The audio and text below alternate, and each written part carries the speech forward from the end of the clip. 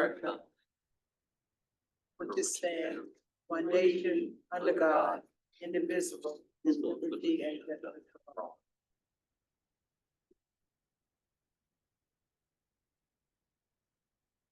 All right, I call to order.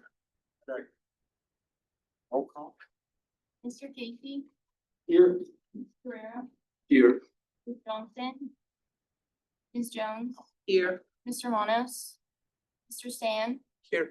Mr. Tinoco, Mr. Van Vliet, Here. Ms. Zamora, and Chair White. Oh, Here. and Charlene Guy, sorry. here, Thank you. And one thing we'd like to do, so we have some people that are running late, like if it's okay to move number 4, the selection and nomination of advisory board positions to number 5, to move number 5 up to number 4. So people have the. Chair, if we can actually reorder, so land Okay. use goes first, because the 2 items require a vote. Okay. All right, so then we'll have, let's what I said, land use goes first, and then we'll go to the selection chairs, if that's okay. Have a motion for that? I will make a motion to swap places between number 4 and number 5 on the agenda. Actually, number 3 and number, I'm sorry, 3? It's number Well, 4. Number 5. 4. Number 4 and 5. Number So 3 is the let me- minutes. so let me clarify, items 3 and 4 require a vote of all the members. So if we move 5 before 3 and 4, Okay, then it's just a discussion that as they walk in, they join in the discussion. okay, that's fine. But we have a quorum for approval of minutes, is that? That's what I was saying, we have 4 per minutes. That's what I was saying. We could still vote on approval. It's up to you. Yeah, so, but I think if I make a motion, I'd like the motion to move 5, leave 3, move 5 to 4, and 4 to 5. So like you said initially. okay. All right, so is there, if I make the motion again to swap number 4, number 5, is that getting what you want? Do we have? Yeah. I think we have support. I'll make that motion. I second that. Any further discussion? All in favor? Aye. Opposed? Same. All right, so 4 is 5. All right, approval of meeting minutes. Has anyone reviewed them? Any questions?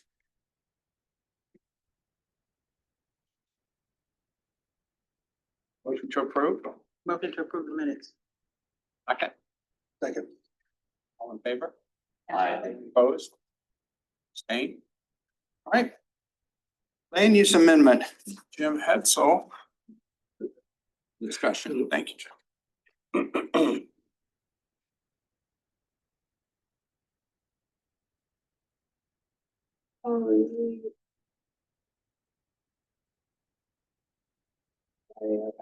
And a couple of visuals to go along with the presentation. Good evening, Jim Hetzel, urban design planning manager for the city. I'm going to give a brief overview of land use, excuse me, land use and zoning, and I'm gonna use Uptown project area as an example, because we completed that in the city. So you see on the graphic on the right is of the Uptown area. But basically, kind of explain what land use is. Land use deals with entitlements, basically for an area, a defined area. It gets part of our comprehensive plan, and it gets incorporated in our comprehensive plan. So it's an adopted amendment or adopted section to our comprehensive plan. Establishes what kind of uses can go in that area, and specifically the entitlements that we can hand out. So basically, we have to take an existing development and include proposed development to come up with the overall entitlements for wherever the land use area is. In this case, it'd be the CRA boundaries. For Uptown, it'd be Uptown boundaries. And what it does also do is you have to propose a rationale because you're amending a land use plan, you're amending our comprehensive plan. So this could be a private property owner, it could be the city processing the land use. You have to explain why you're changing the land use. You have to have a planning rationale behind it, basically. Like what's the reason why? It can be tied to a market study, it can be tied to a visioning plan, it can be tied to other things, but you have to have a rationale for why you're changing the land use. So for Uptown, we had information that we did.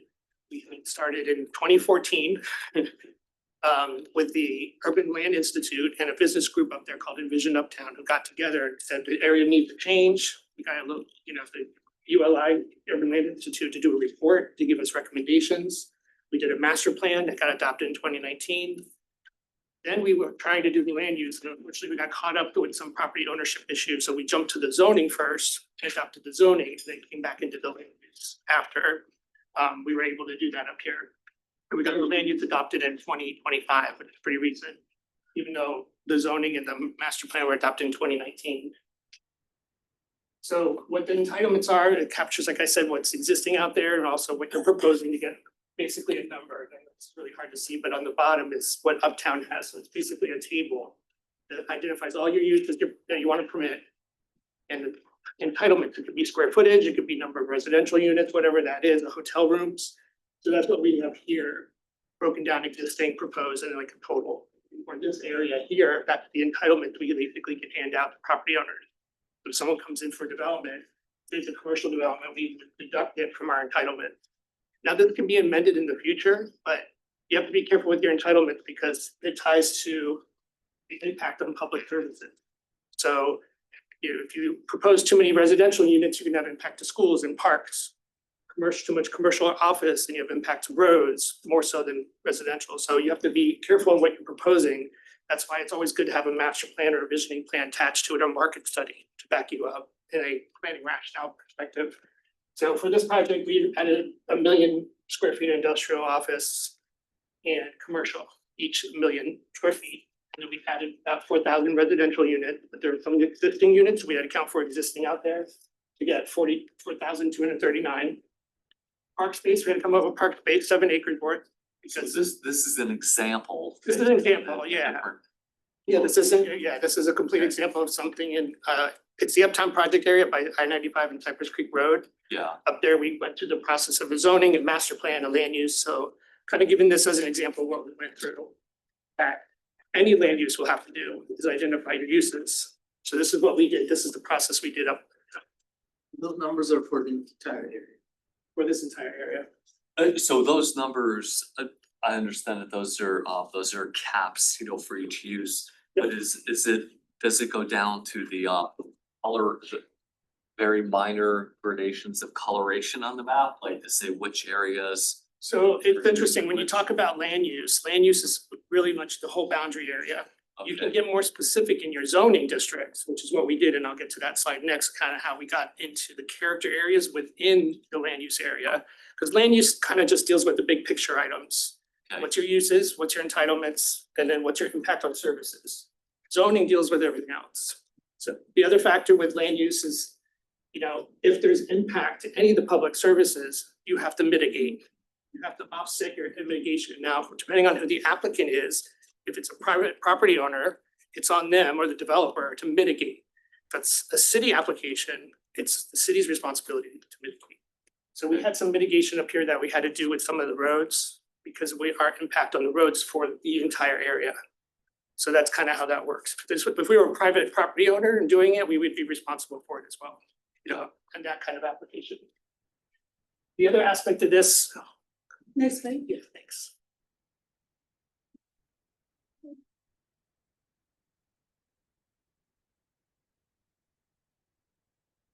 No, yes, that would, yeah.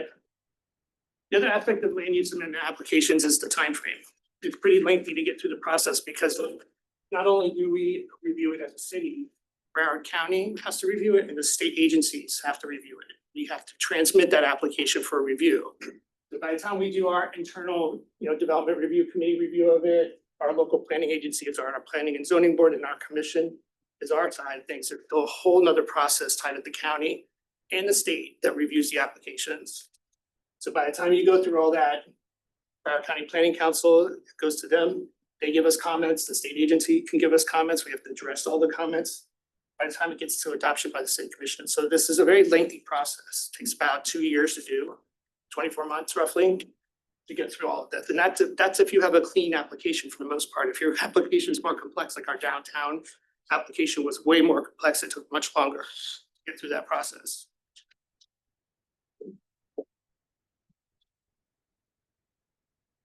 But the other aspect is, I was saying, is the zoning aspect of it. That's where the city can get more restrictive. We can identify the form-based regulations where we want certain uses, all those. We can do this. That's what you do with the zoning aspect of it. So regulations on process of approval, you know, what areas can have what, you can get more specific in your zoning. So the land uses for the whole area, the zoning deals with different areas. So in Uptown, we created 5 different areas that were based on character of the area and restricted the uses within these areas. So for instance, it's very industrial and the pink and kind of purple colors, so residential is not permitted there from our land use perspective.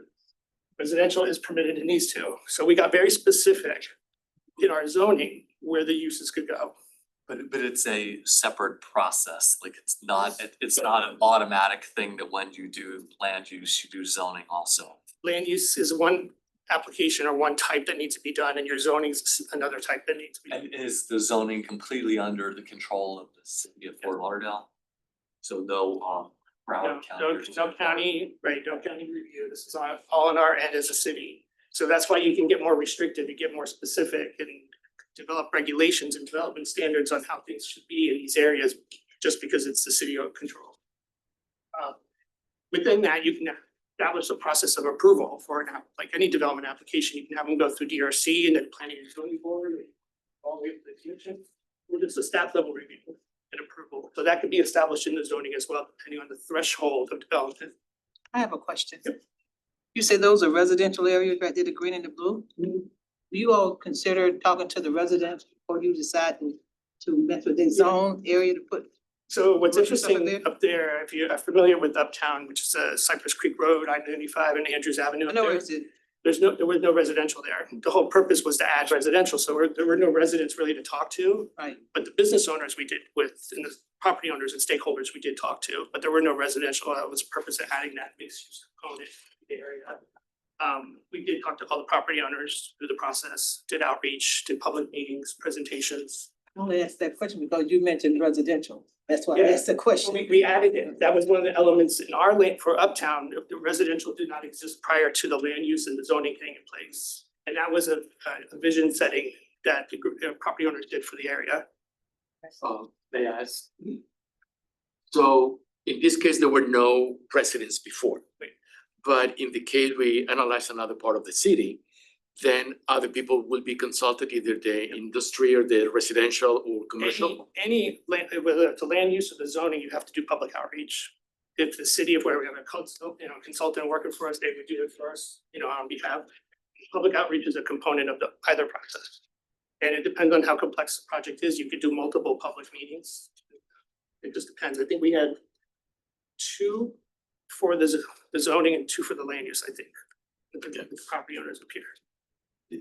Question, do you get detailed enough to like single family zoning or multifamily? That's it. You can, in the zoning. Up here, we don't permit single family. It's gotta be townhouses or multifamily, just that's the vision for the area. A lot of this area has a lot of underutilized surface parking areas that you can kind of redevelop and work with the property owners to build garages, parking garages, and build and develop, and that's kind of what we see the trend happening up there. But no single family is permitted. But you had mentioned that there was impetus, to reconsider this, which was wanting residential in that particular area. And when we I haven't been on the board that long. When I've heard, people talk about the changing the land use, for the area that's under the control of this group. I haven't heard what the impetus was. What were we trying to accomplish? Is there a history there? I think here you had the CRA redevelopment plan tied to the creation of the CRA boundaries in the area, because the city had to create that, you needed a reason why, and I think that was established in the redevelopment plan, if I recall right. To go look at zoning and land use in the future. If I recall right.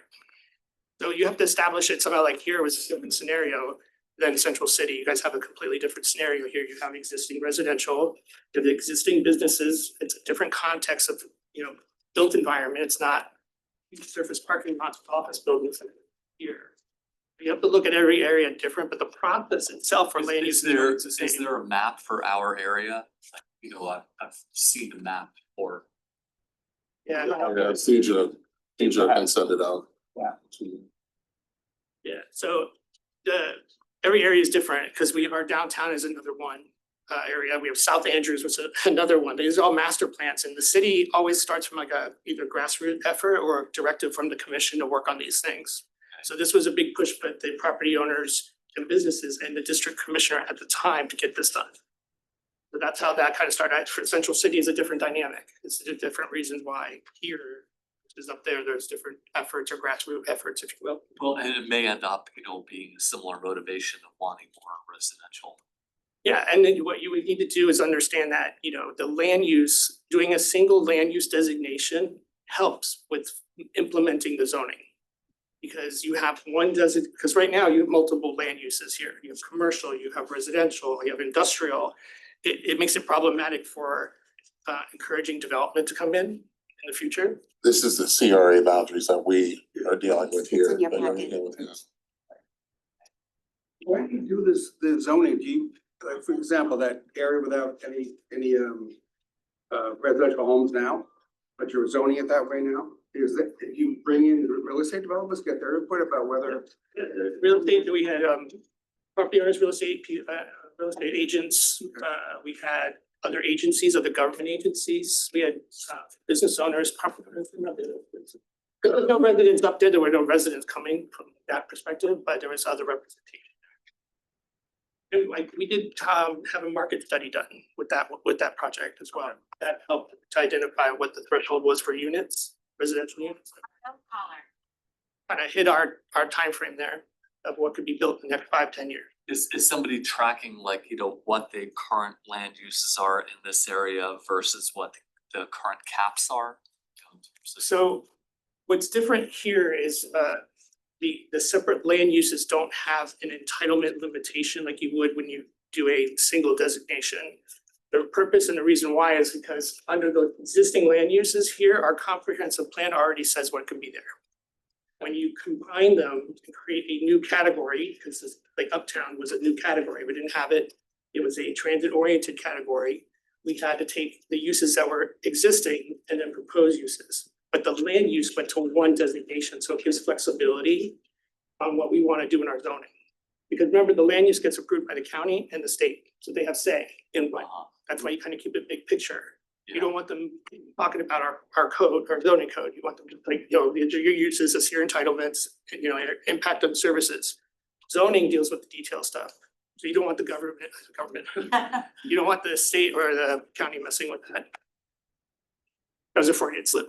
A question, so when I went on the website and I clicked on future land use, I saw in our area, like a very granular designations. There were medium low, medium and medium high throughout our area. Can you explain what, I would assume that's a density of units per Yep. So in the comprehensive plan, our future land use map, which identifies designated areas, the only one that has categories is residential. If it's red, it's commercial. If it's blue, it's water. If it's green, it's park and open space. The residential ones are based on density limitations. So that color difference in colors goes from high density to low density. And if the property has a higher density, it's whatever 60 units per acre on that piece. So if somebody owns 1 acre land and they have a high residential, they can build 60 units per acre. And from a big picture level, whether they can fit all that's a different story because you have to add landscaping, parking, and so forth. But from a land use perspective, that's what you be able to do. Can you tell me what would those designations, I couldn't find that anywhere. What would they mean? How many units per? It's in the comprehensive plan. So the map might just reference the category on the bottom. It does, yeah. And the easy way to just remember, if it's residential, it usually has a number next to it. That number is the density. So I know that, but this is future land use, Yeah, so the it might company- not be the current. No, it's, oh, you mean the current existing? Yeah, Yeah, I think our comprehensive plan, we don't update that frequently. It's the existing use, the existing land use. I don't think we do a density calculation on it because it's existing. It could be over density. So if someone came in and wanting to redevelop an apartment building, for instance, and they have 60 units per acre, but our land use, our future land use says it could only be 25, they have to bring it down to 25. Because if they redevelop, So that's why you see a lot of places don't redevelop like that, because they'll lose, because a lot of the city has higher density than what our land use should on the east side of town. Okay, how does that future land use play into land use amendment? So the future land use is our land use plan. So when we do amendment for amending that future land use map, that's the map that gets changed. So when we talk about doing this for land use here, it will get adopted in our comprehensive plan, specific category for the area with all the uses that are permitted. Right now, it's just the residential, the commercial, all the generic ones, basically. Once you collapse them and do one of these unified, it's all separate in our comprehensive plan that establishes the uses, what would be permitted, but not zoning, it's just big picture. But is it fair to say that the land use plan limits what the zoning can say, like, you know, It limits the zoning has to be uses. has to be compatible with Yes. the land use plan, but the zoning cannot be changed unless it is compatible with the land use plan. So the uses is the biggest driver in the land use approval. The zoning in that area has to match the uses that are under the land use. You can't add a separate use that's not permitted unless the land use allows for it. Now, Okay. remember, the land use is very generic. It's like commercial, office. It doesn't get into the details like a zoning district would. Residential units isn't even really broken down. It says with the single designation, you just have the total number of units you can build. It's the zoning that'll get into the density, you know, the setbacks, the form-based regulations, building height, all that stuff. What's the point in changing land use to an area that's not rezoned? So typically what you do in planning profession is you go get your land use approved. This is how it normally works for the most part. Land use gets approved first, you come in and do your zoning second. But because land use has a planning rationale requirement, you have to explain why you're changing the land use. A lot of cities do master plans first.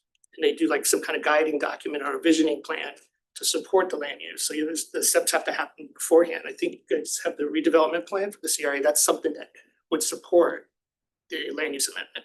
The benefit of doing it is it's a single designation. You get more flexibility as a city where you can put things. Like right now, if this is residential here and commercial down here, and you want to put commercial down on this end, you can't unless you do certain things. Same thing back and forth, with a single land use designation, you can move it all around. If you're zoning, if you create zoning that allows for it as well. My question was if parts are not gonna be rezoned, what's the purpose of changing land use for those? Well, so I would, you're talking about like the boundaries of the land use, like where they should go? Yeah, like the scope of. So because there's that planning rationale element, you have to have something that documents why you're changing the land use. You have to stick with the boundaries of wherever your defined supporting documents are, basically. So master plans, if they say this is the area here, your land use needs to match that same area. You can't like bifurcate. It doesn't work. You'll get questioned by the agencies why you're doing that. Because you're basically taking your excuse for doing the amendment and not including everything. So they would question that, question that planning rationale. Is that the biggest reason? Yeah, because they don't have to approve them. You know, we're going in and amending something that's already approved as a city, or if a property owner was doing the same thing. You're amending a document that's approved by the state and the county. Not all the state is this way, but Broward County, Hillsborough County, I think are the two counties in the state that have charter control. Basically, they have land use control over all the cities in the county. So anytime we do an amendment, we gotta go through them first, and then through the state. And they have a say on what we get to put in our land use designated areas. So through the chair, I think this is a sound boundary. What I keep hearing are some concerns about not only in the area that's trying to revitalize, but throughout the city of density. We have too many people, there's too many people, but there's also a need for housing. For this particular area, what in layman's term can be said about the land use that gives comfort to people living within the area or abutting the area that don't want those canyons, those tall buildings? They may live in a single family residential neighborhood, or they may live in a townhome duplex zoned area. Like, we know there's a great need for housing. We know there's a great need for mixed use to be able to walk to amenities within a 10-minute or 15-minute walk in a radius. There's a need in that area for that. I don't think there's any debate, and if there is, then we need to have that discussion. But what comfort can be given to the concerns of, I don't want super tall buildings. I don't want too many people. We're already battling traffic, but we need to revitalize. So again, you know, the land use just deals with uses, not the density, how big you put the buildings in. So for instance, say there's a portion of the CRA like over here that does not want any change, you regulate that through the zoning, but you include them in the land use. So in the future, it's easier if things change, there's opportunities to amend the zoning to allow development to occur, whatever, but you want to be included in the land use because they're within the boundaries of the CRA. If you start to separate it out, it questions the whole reason why you're amending the comprehensive plan, because you already have that. You already have separate land uses. And in order to amend our comprehensive plan, you have to have a rationale why. And most of them are tied to master plans, visioning plans, redevelopment plans. Like Central Beach area for the city, that was tied to redevelopment plan. That's a regional activity center land use. It's a similar thing, a single designation to foster redevelopment back when, you know, get away from the spring break era. Which we're still at now, but. Yeah. Thank you. You're welcome. Any other question? Yes, yes, So well, absolutely, go ahead. Sure. My name's Troy Liggett, I'm with the Miller Terrace Neighborhood Association. We're gonna talk really quickly with three hats. The first is, I was the president of this board when we considered and set aside the money to do the land use amendment in March of 2024. And at that time, this district-wide land use was not discussed. It was not a part of this board's directive to do this. I want to make clear, and I've understood for the last 2 years, you can do land use for the whole area. You can do the land use for part of the area. You can do land use for just where you're rezoning. And it all works. But let me finish. I think it would only be fair if you showed them what the current land use is. Because there are parts of this area that have a land use plan that allow for residential, medium density, single family, particularly not where the red area is here. And what you're doing when you change the land use, as he said, you're opening it up. You're giving the city all these opportunities to do all these other uses and densities in the whole area.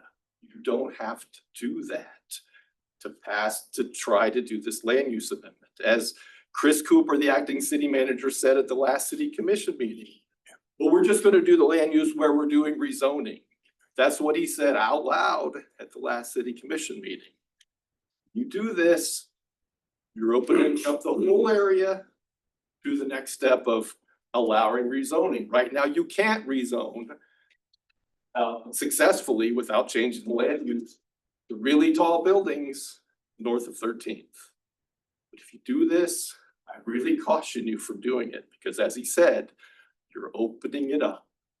On behalf of the Miller River Terrace Neighborhood Association, where I'm president, we specifically voted at our last meeting not to do land use in what's called the donut south of 13th.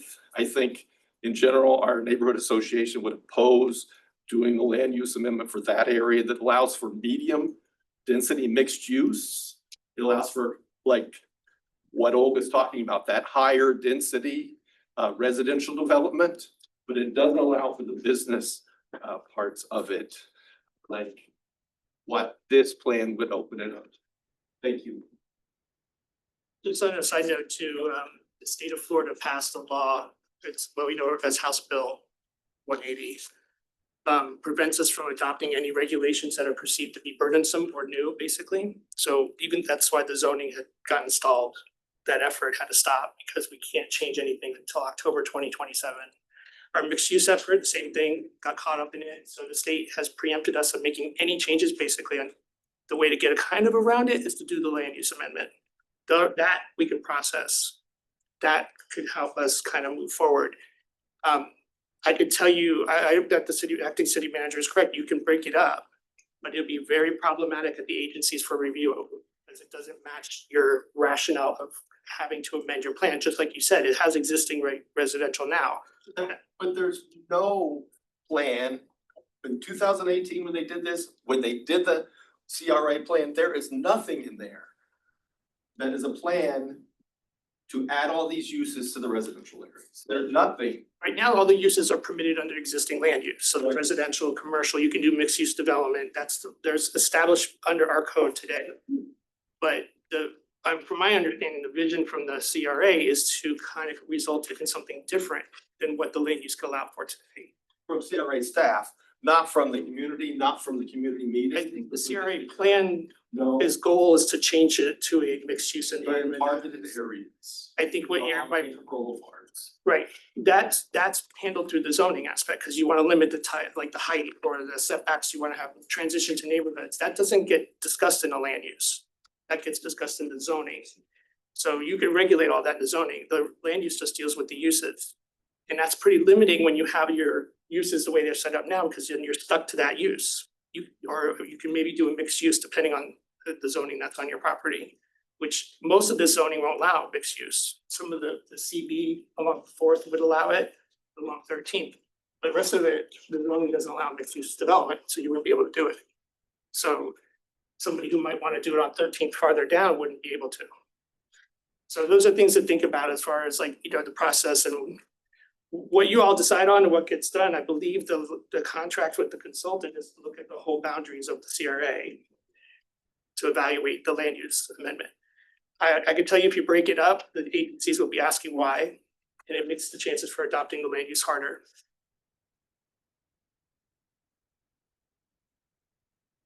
And the master plan would come before we do this anyway, so I would think that, am I right, Vanessa? The master plan consultant is hired, yes, Yeah. to work simultaneously with us, the land use plan amendment consultant. And to look at what we would want, not that it's gonna happen right now, but what we would want, and Troy has some good points so that we would move forward with it.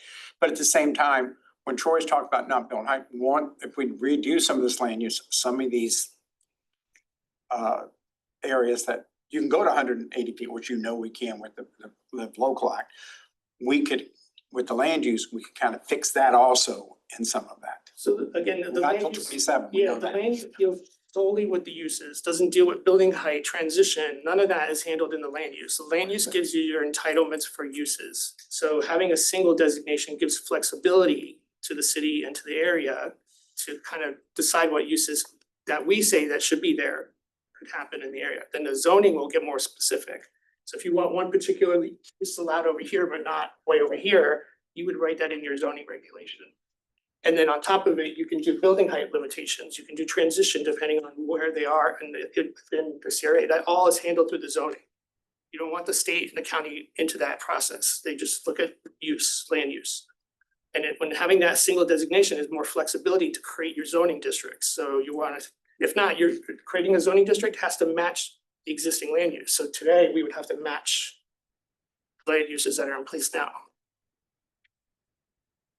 Just to be clear, right now, there is a study of changing the land use. Is that the same perimeter that we as CRAB is? Or is that So, different From what I perimeter? understand, it would be the boundaries of the CRA Okay, would be the same, and the reason why is because it gives you planning rationale to go ask to amend our comprehensive plan. So you have a reason why you're coming in and amending it, is because we have a CRA established, right? We have a redevelopment plan tied to the CRA, we have planning efforts or additional input or community input, we wanna look at the area and do a study of it. Whatever you have in there strengthens your application to amend the land use. The less you have, the harder it is to get it, they don't have to approve it. The county and the state don't have to approve it at all. But the stronger argument you make for changing it is a better chance you'll get it approved. So I've heard the point about, the path to getting a land use amendment approved and, why we'd want to keep it the entire CRA. And I understand that, that's logical. But What I'm not clear on is whether the fear that was expressed, like in our meeting when we were voting on the communication about leaving out the donut hole and only touching the areas that are being rezoned.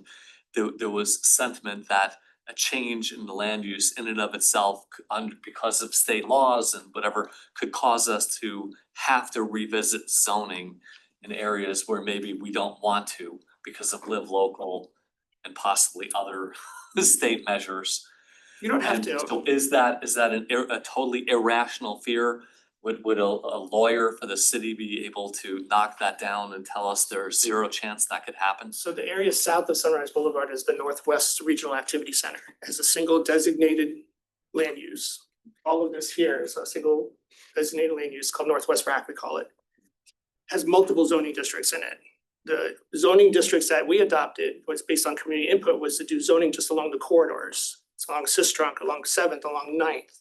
So the Northwest zoning only applies to those corridors.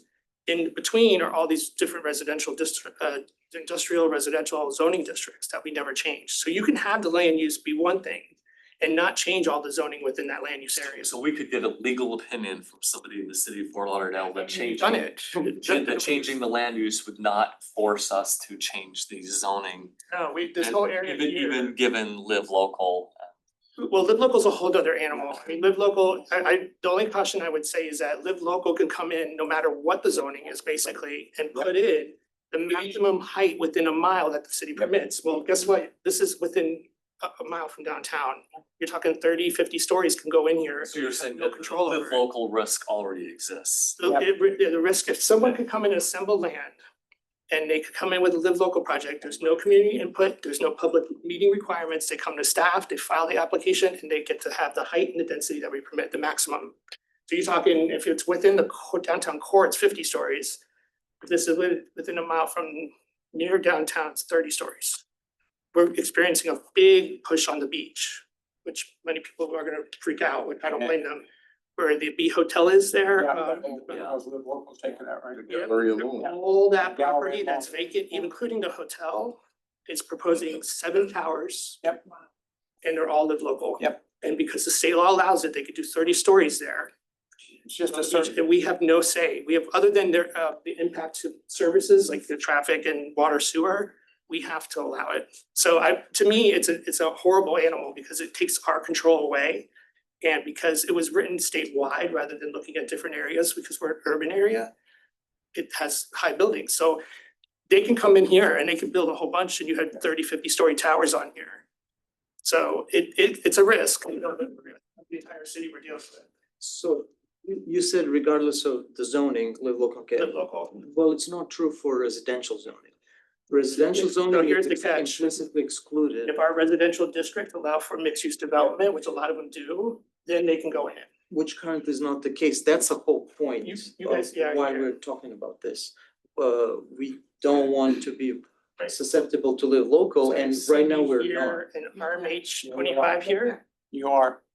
No, Here's our- RMM 15 and RMM 25 are not, they're not. So part of, excuse me, 1 second, part of Live Local is also, and you probably can say it better. There's also a component of being able to redevelop on church-owned land.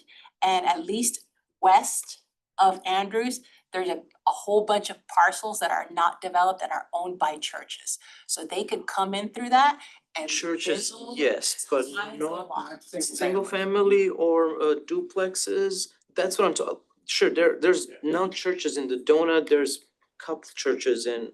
There's a couple, several on it. Yeah, but that's not gonna impact the entire neighborhood. But it's my portion of it, just like you fight for your Yeah, portion no, of I the neighborhood, understand. that's my portion of the I will neighborhood. say, if I may say this, someone who has spent the past year in Washington DC on the 21st Century Housing Act, if anyone's familiar with that the president's basically his big beautiful bill, which was part of housing. All of this, that the state of Florida, and actually when I was in those meetings in DC, the state of Florida and the Live Local Act is lauded as a large example of how we can get more housing. So the 21st Century Housing Act is pushing for more housing, density of housing. and they're pushing for the 120% AMI housing to be able to and sell. So this is a big push. So you're right, the way we zone, the way that we do our land use, we have to be very careful because the federal government, even though the state supersedes, is looking at things like Live Local and other municipalities. And I've got a whole meeting next week with Schultz and Cleaver and some others about these policies that they're actually how to do it. So it is something we have to be very careful of because the federal government wants the Live Local stuff. The problem with it is if the state law really Yeah. doesn't give us any design control. So it's fine if you wanna have more density, that's great, but when you're right next to a neighborhood, we have no ability to apply neighborhood transition or compatibility requirements to it, and I think that's wrong. I think that should have been given to the local government to decide how projects should be next to other, residential. We have no control to under Live Local, basically. There's another push that we understand is to look at all residential, and if you can assemble a certain amount of acreage, no matter what density it's at, then you can do it. So there's a push. I think this law is gonna be amended again next year. I think it's gonna be amended the following year, because they've already amended it 3 times. And I think it's gonna continue to be pushed to be as flexible as it can. And it probably will come one day where you can do it in any land use other than conservation. And doesn't it basically a threat of a storm or a tropical storm or it's kind of I hate to say it, any excuse that they want to use to extend it, stump toe. I mean, it's not that, 2027 is Right, not right. fixed. right, so it's what I'm saying, it's not that hard to, as he's saying, to extend and expand on it more. Yeah, it'll be interesting to see as these projects come into fruit, which ones are actually getting built and which are entitlement grabs, because they still get their entitlements and approvals, but they can turn around and sell it and not build it. So it'll be interesting to see really how much gets built, just not in for, for Lauderdale, but the state with the law in place. I don't know who's gonna analyze that, but Troy, you can answer. I wanna make one comment in response to something that Jim said earlier. He made a good point that there's the downtown rack south of Sunrise. And that used to be residential areas, commercial, and whatever, and they turned it into all one thing. I don't know if you're familiar with what's happened in Progresso Village. It's an area with a lot of single family homes. They changed the downtown rack to allow all of these uses. And now they've had some big fights because all the uses have been changed. So in those single family areas that are rezoned, they changed the use to allow high density and they're doing it block by block.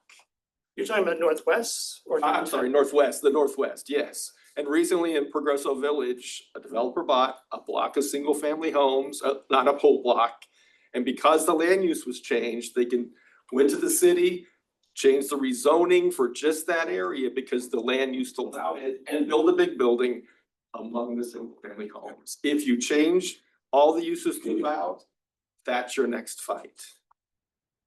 So the neighborhoods are not really fully in control of the zoning, which they're not, and when there are other forces at work, then changing the land use could theoretically invite a risk that a rezoning that nobody necessarily in that neighborhood wants, but other people might want to happen. So the rezoning process is gonna be commission approval. So if they wanna change any of the rezoning. So in Uptown, what we did is we did not rezone properties. We created those zoning categories based on character area. If you do rezone, you have to go to this category based on character area.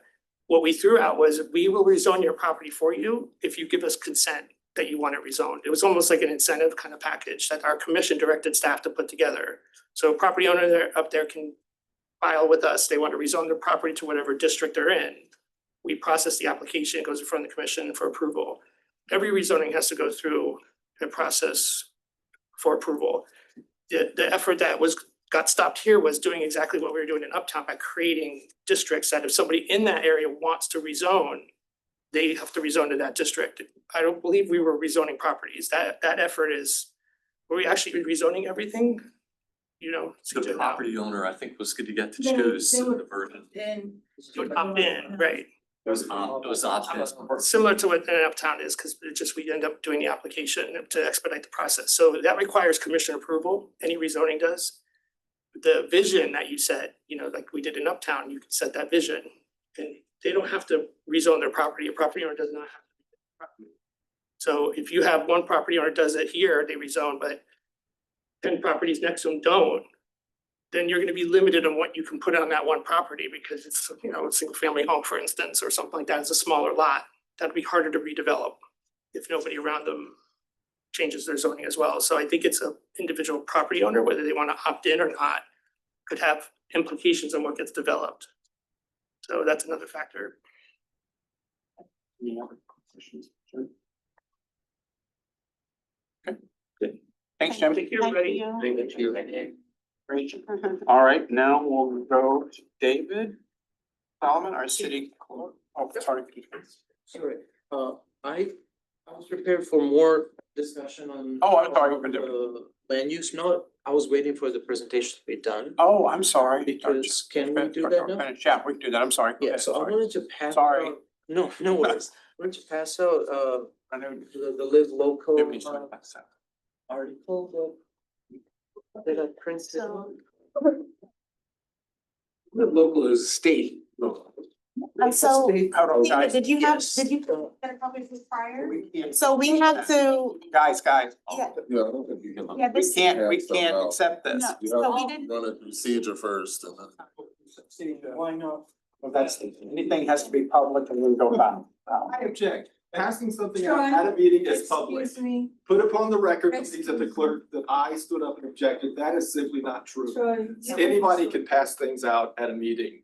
That's not fair to Nicola. That's not fair to the members of the board. The board has done that for years. How many people actually go to a meeting David, where people can't pass stuff out? so. Okay, I was just Nicola, asked. Go ahead, so Vanessa, I was we just asking. we did discuss this as we did, at the last meeting, we said we were gonna invite planning department to come here and explain land use, right? Yes. Now, you brought your own backup and you're about to talk about it in reference to the land use plan, as in our project and the scope that we brought someone in to discuss. Cause what we need to determine is if this is something that you plan on making action on, and we didn't put it on the agenda as such. This was a discussion and sort of informative for you as a board member to ask questions on, as it relates to the communications that you did to city commission as a board.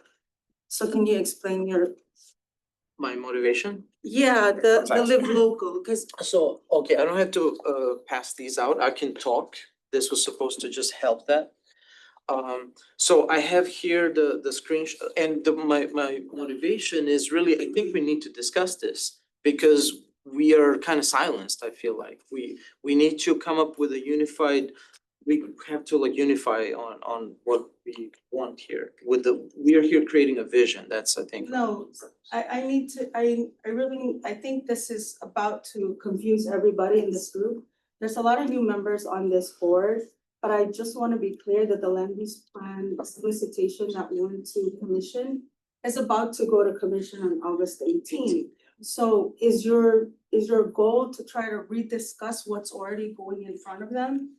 To or revision, because the project, that's why we're hiring someone to come in to do the land use plan amendment. For the public process to involve everyone to notice these meetings and have these discussions. We're trying, what I feel like is you're trying to get ahead of that discussion or that process. And we can't have that. Now, this wasn't on the agenda as an item to be discussed as such, and now you're starting that conversation, leading it, and it's not fair as a public process. We never do this. I also think out of respect for everyone's time, we should have what we're gonna discuss on the agenda. And if something like this comes up, when new business suggestions are there, that's when you would say, hey, I'm going to on the next meeting. so, and this is why we have. We address this. Yeah, so on August 18th, our plan is to bring the land use plan consultant to the board for approval. Once that's approved, we've discussed that we're going to then be able to have community meetings to discuss what we need to, what you would like to see, what you would not like to see. So I think that that's where, and then with Jim just leaving and then you providing this a backup presentation, I don't want to, make it a little bit more muddy for what we just heard. I think he was very clear on what he was saying. So I just think we should just try to get the land use plan amendment consultant approved for August 18th and then try to move forward from that point onward. So through the chair, I admire the handout that Nicola was trying to give out. I would feel comfortable if the handout is being given out to also have Jim present, because I want a neutral explanation of things, not a biased thing, and I feel like I get enough of a sense that you're protective of your neighborhood and I respect you for that. But I also want a very neutral explanation of things, not something that could bias out of fear or anecdotes or whatever. What I'd like to say, if I may, as chair, yes, the Live Local Act is important. Nicola has put a lot of time, and I do appreciate and I do understand. But I have been told, whether we've done it or not, this is what I've been told by our liaisons in the past, now who is our CEO manager, that if something is not on the agenda, it's not to be added to the agenda. It can, let me can. clarify. If it's presented to the same We situation. can discuss it and so we can bring the right people to answer to like. This is on the agenda, like this is why I'm talking, it says land use plan amendment discussion, that's what I wanna So discuss. that has nothing to do with the land use, it's a separate. What I would, bill. may I say, what I'd like to see, and he is legitimate, I know, I'm gonna say this again. I have been in DC for the past year. I have been with the state on this and development. This is what I do on a daily basis, as I've told you. It is very important. It is very serious. What I'd like to have is someone who actually can go into, not just Jim, and explain to us exactly what the Live Local is, the repercussions, the positives, the negatives, what it does. I would, whether it's Jim or whoever, just specifically on Live Local, because there is a lot of, as he said tonight, there's a lot of caveats to that. And you're right, John, honestly, with the Live Local Act, overall, our hands are tied. Well, that's what I don't know why I we're don't know why gonna we're keep discussing discussing the our land hands use are tied. act if it's there and It's there's not nothing true. we can do. Residential zoning is not eligible for Live Local, and that's what I'm trying to, I can read it out, cause I cannot hand out. It literally says, in any area zoned for commercial, industrial, or mixed use. That's it. So residential is We not agree to, eligible. to have this discussion at a future. Yes, I would love to do that. And put it on the agenda, but there was one thing that this board had voted on. I don't remember if it was last month or the month before, and it was one of our few non-unanimous votes, and it was about in communication to the commission about limiting the area for the land use amendment. And I don't know if that message ever got It did. delivered or if we, so that's sort of a moot. But we were there and we discussed it. It's a moot, that's a moot point. We did discuss it Well, so we need to discuss that, about, So the, cause it's a moot point, that's what. And I'm like waiting for opportunity to discuss it and I'm feeling silenced. Cause this isn't the agenda, it's a discussion on the land use amendments. Just to be clear, this board's position on land use that was communicated to the city commission and is still the positions of this board is that the land use consultant be only hired for the areas for rezoning. That's the current position of this board, and if you leave without changing that and you don't have that discussion, that's what the city commission has to be told is the position of this board. Can you clarify? So you brought this up after Jim left, right? And we brought Jim in specifically to address your concerns, give a basic tutorial of things. We have new members on the board, a basic tutorial of the differences between the LUPA and rezoning. So he left and now you're trying to present Live Local and your concerns regarding it. That's what your objective is? You are you answered comparing all our it to questions. the land use plan? I'm just trying to see your objective of discussing it right now, so that I The can scope be of clear land and to use. see if I'm able to answer your concerns. So the scope of land use, he got us a lot of answers and that was super helpful. Land use does, Live Local is affecting zoning. Land use and zoning are not the same. there's like two doors. Land use opens up one door, zoning opens up the other door. You can, and he explained why the scope of entire CRA is more flexible for the city, but and it's easier to substantiate with the documents. So we learned a lot, but it is not necessary to change land use where you're not rezoning. So basically, you don't have to open that door and make it possible to be rezoned later. And residential zoning is what saves us from live local to just step in. So the solicitation was done, what, a year and a half, almost 2 years ago, right? So we're at this bridge where we're presenting this portion of the land use plan amendment consultant to the CRA board. Yes, correct. That approval gives you a timeline of what they're about to do, and in that timeline, they're going to then come to you and ask you questions and concerns or address anything that you may have. And I think at that time, you could possibly present these to them. I just don't want to confuse the board, and that was the purpose of bringing in the manager from urban planning to kind of answer all, I can't talk with talking, but to kind of answer all of your concerns. And I don't wanna confuse you, I don't wanna confuse the board, and that's why I just Can wanted we, to I'm sorry, kind of- can we just hold it down a little bit, please? We're losing, look, of everything. The So- fact is, let's, and I agree with you, what you're saying, but let's bring it to a future meeting and discuss it. Now, the 18th, we have said, what we said is that we only want the land use, and that was very much said. I was up there, Nicola was up there for the zoning area. Now, I understand that Jim said that it would be best in the whole area, and it was easier because he didn't think it would ever pass.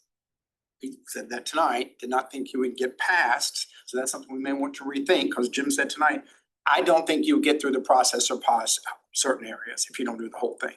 That's what he said tonight. And there was an opinion by some of the members of this board, Bobby, I think, I don't wanna speak for you, but I think that there was a thought that there were some areas that were outside the rezoning that could maybe use to have the land use revisited. Not the Yes. donut hole, but Well, yeah, up to 11th Street, facing Sunrise Boulevard, that's a very short, shallow parcels. When they get mixed use rezoning, people cannot really develop tall It's not buildings wide there. enough or deep enough. It's not deep enough, so that's one thing that's inhibiting that, that's what I wanted to discuss, actually. Here's the thing too, right? I'm not sure what's not clear, the solicitation and the scope, ask the consultant to consider a single land use for the entire CRA. Because of the opportunities it'll create for the entire area, because of our redevelopment plan that justifies revitalizing and creating those opportunities to exist for the entire area. Now, we also heard that rezoning is the process that you want to carve out and designate exactly what areas should be this height, or whatever it is. This is just for the uses. And this was the best method, is one single land use. What I'm trying to say is what we're discussing today and trying to identify all these concerns, it's not gonna change that solicitation that's about to be approved. Now, it's an opportunity that you can also go there and discuss that. But the process isn't etched in stone. It's still a process. We're hiring somebody to do the work. Either if we didn't hire someone to do the work and it was done internally, staff would have tried to do that too, like a single land use for the entire area, but we don't make that decision. Through the process and through all those community meetings and getting people's feedback, we'll be able to hone into that proposal. So that's my point. Now, we can reserve this discussion for a future meeting, now that we understand that you wanna talk about the SB 180. You wanna talk about it more, but at the same time, we're having the land use consultant come and talk about the scope, talk about the timeline and exactly what we're doing. Yeah, and I think we're gonna time up, because David needs time. The last thing I'm gonna say about this is, we have to understand, we absolutely need, in my opinion, the land use looked at. As was just said, adjacent areas, you said in 11, there's adjacent areas in our group that's on Sunrise, and I brought that up at the meeting. That guess what, we can do all we want with the zoning and with anything that we wanna do, there it is, we can do all we wanna do with that, we So we are rezoning the don't, red, right. and then the street is where this dashed black line So the, is. Excuse me, just 1 second. I just need to actually, no, go ahead, I just need to get David. David was brought in to do, as a request to do the, to make sure we went through the Well, voting actually, it's our process. new rule. So we wanted, that's the new rule that we discussed. So we want to just bring David up. he's got time, a time frame. We'll come back to Flip this, the agenda, so are we coming back to this? I won't come back to it, is that fair? Yeah. Okay, so it's because David, I'm trying to keep his time constraint.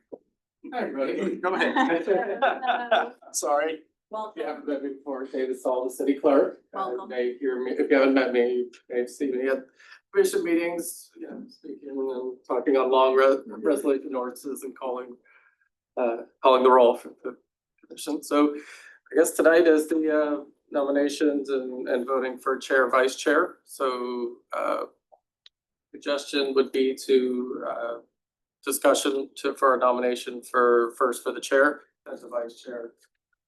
Vote on those individually. So to open the floor for a nomination for, You can nominate one of your members or you nominate yourselves. So we'll vote on the chair first and then the vice chair. Is there mandatory rotation or re-elections permitted? How many? Yes, you can re-elect and there's a mandatory Yes, rotation. you can re-elect. I'd like to nominate Kimber White, chair. like to second it. Okay, so well, let's do it this way. So there's no other nominations. If you can make a motion to make him the chair, and then if it's seconded, then we can just do a vote and. Okay. So make that one. Yeah, so make a motion, yeah. Yeah, I know, I'm waiting for somebody. Oh, all right. It's I guess I motion to nominate Kimber. So if White. anybody else wants to make another nomination now. that Somebody we're else on wants, Stevens. there's an opportunity. I second that. Well, here it is. Oh, he did? You too, Bobby. Okay, so we have a first and second, and all in favor? Aye. All opposed? Thank you very much. Congratulations. Motion passed. Now we'll do the vice chair. Vice Chair, I nominate Bobby to, I can't pronounce your last name. Tinoco. I tried. I second that. No other nominations? I'd like to nominate myself. Alright, so how this will work then, if we have two nominations, we will, in order as they were received. So we'll first vote for, Bobby, and if that passes, then he gets it. If it fails, then we would, someone would have to make a motion for yourself. So we did have a motion that, Christine, Made a motion. motion and, you seconded it? I'm sorry? I did. Oh, I'm sorry, Olga, okay. So all in favor? Aye. All opposed? Nay. Good. So 4, but, and Four. so make sure we have it, raise your hand for a yes, please.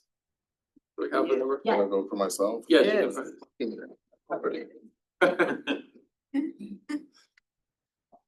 Is that a yes?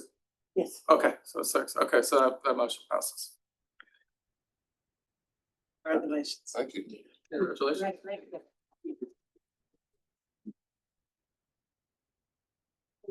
All right. Thank you.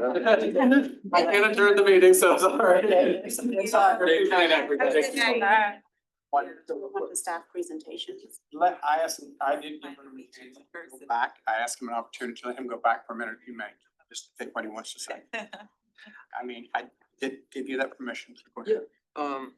So going back to discussion, the shallow parcels, that was where we left off. And it makes sense to rezone more than the current proposal being rezoned. So that's what I was gonna show on the maps. Along the Sunrise Boulevard, the red is, it's only half of that block that's getting rezoned for mixed use, and then we have RMM 15, which is like very low density. It wouldn't make sense. What I did here, what I'm suggesting, what wouldn't make sense is with the dashed line, just extend it up to a natural barrier, which is the street of 11th. So to rezone all the way to 11th, that would allow development opportunities there. Currently, that part is not suggested for rezoning. So I'm basically suggesting to follow the natural boundaries of streets. So 11th Street along the Sunrise, so go up a little bit north to cover that block. And along the 4th Avenue, it basically kind of looks like this. You just extend it to I think that's the 3rd Avenue on the west side and the 5th Avenue on the east side.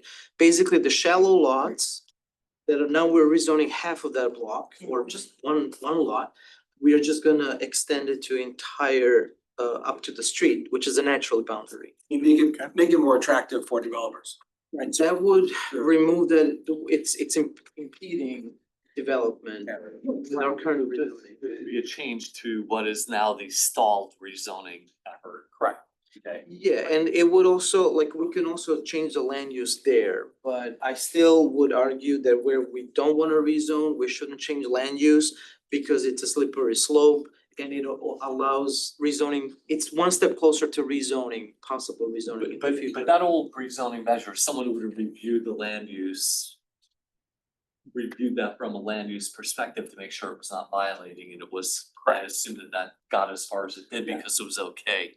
And Caesar, please, real quick, correct me if I'm wrong. We're approving on the 18th, the land use.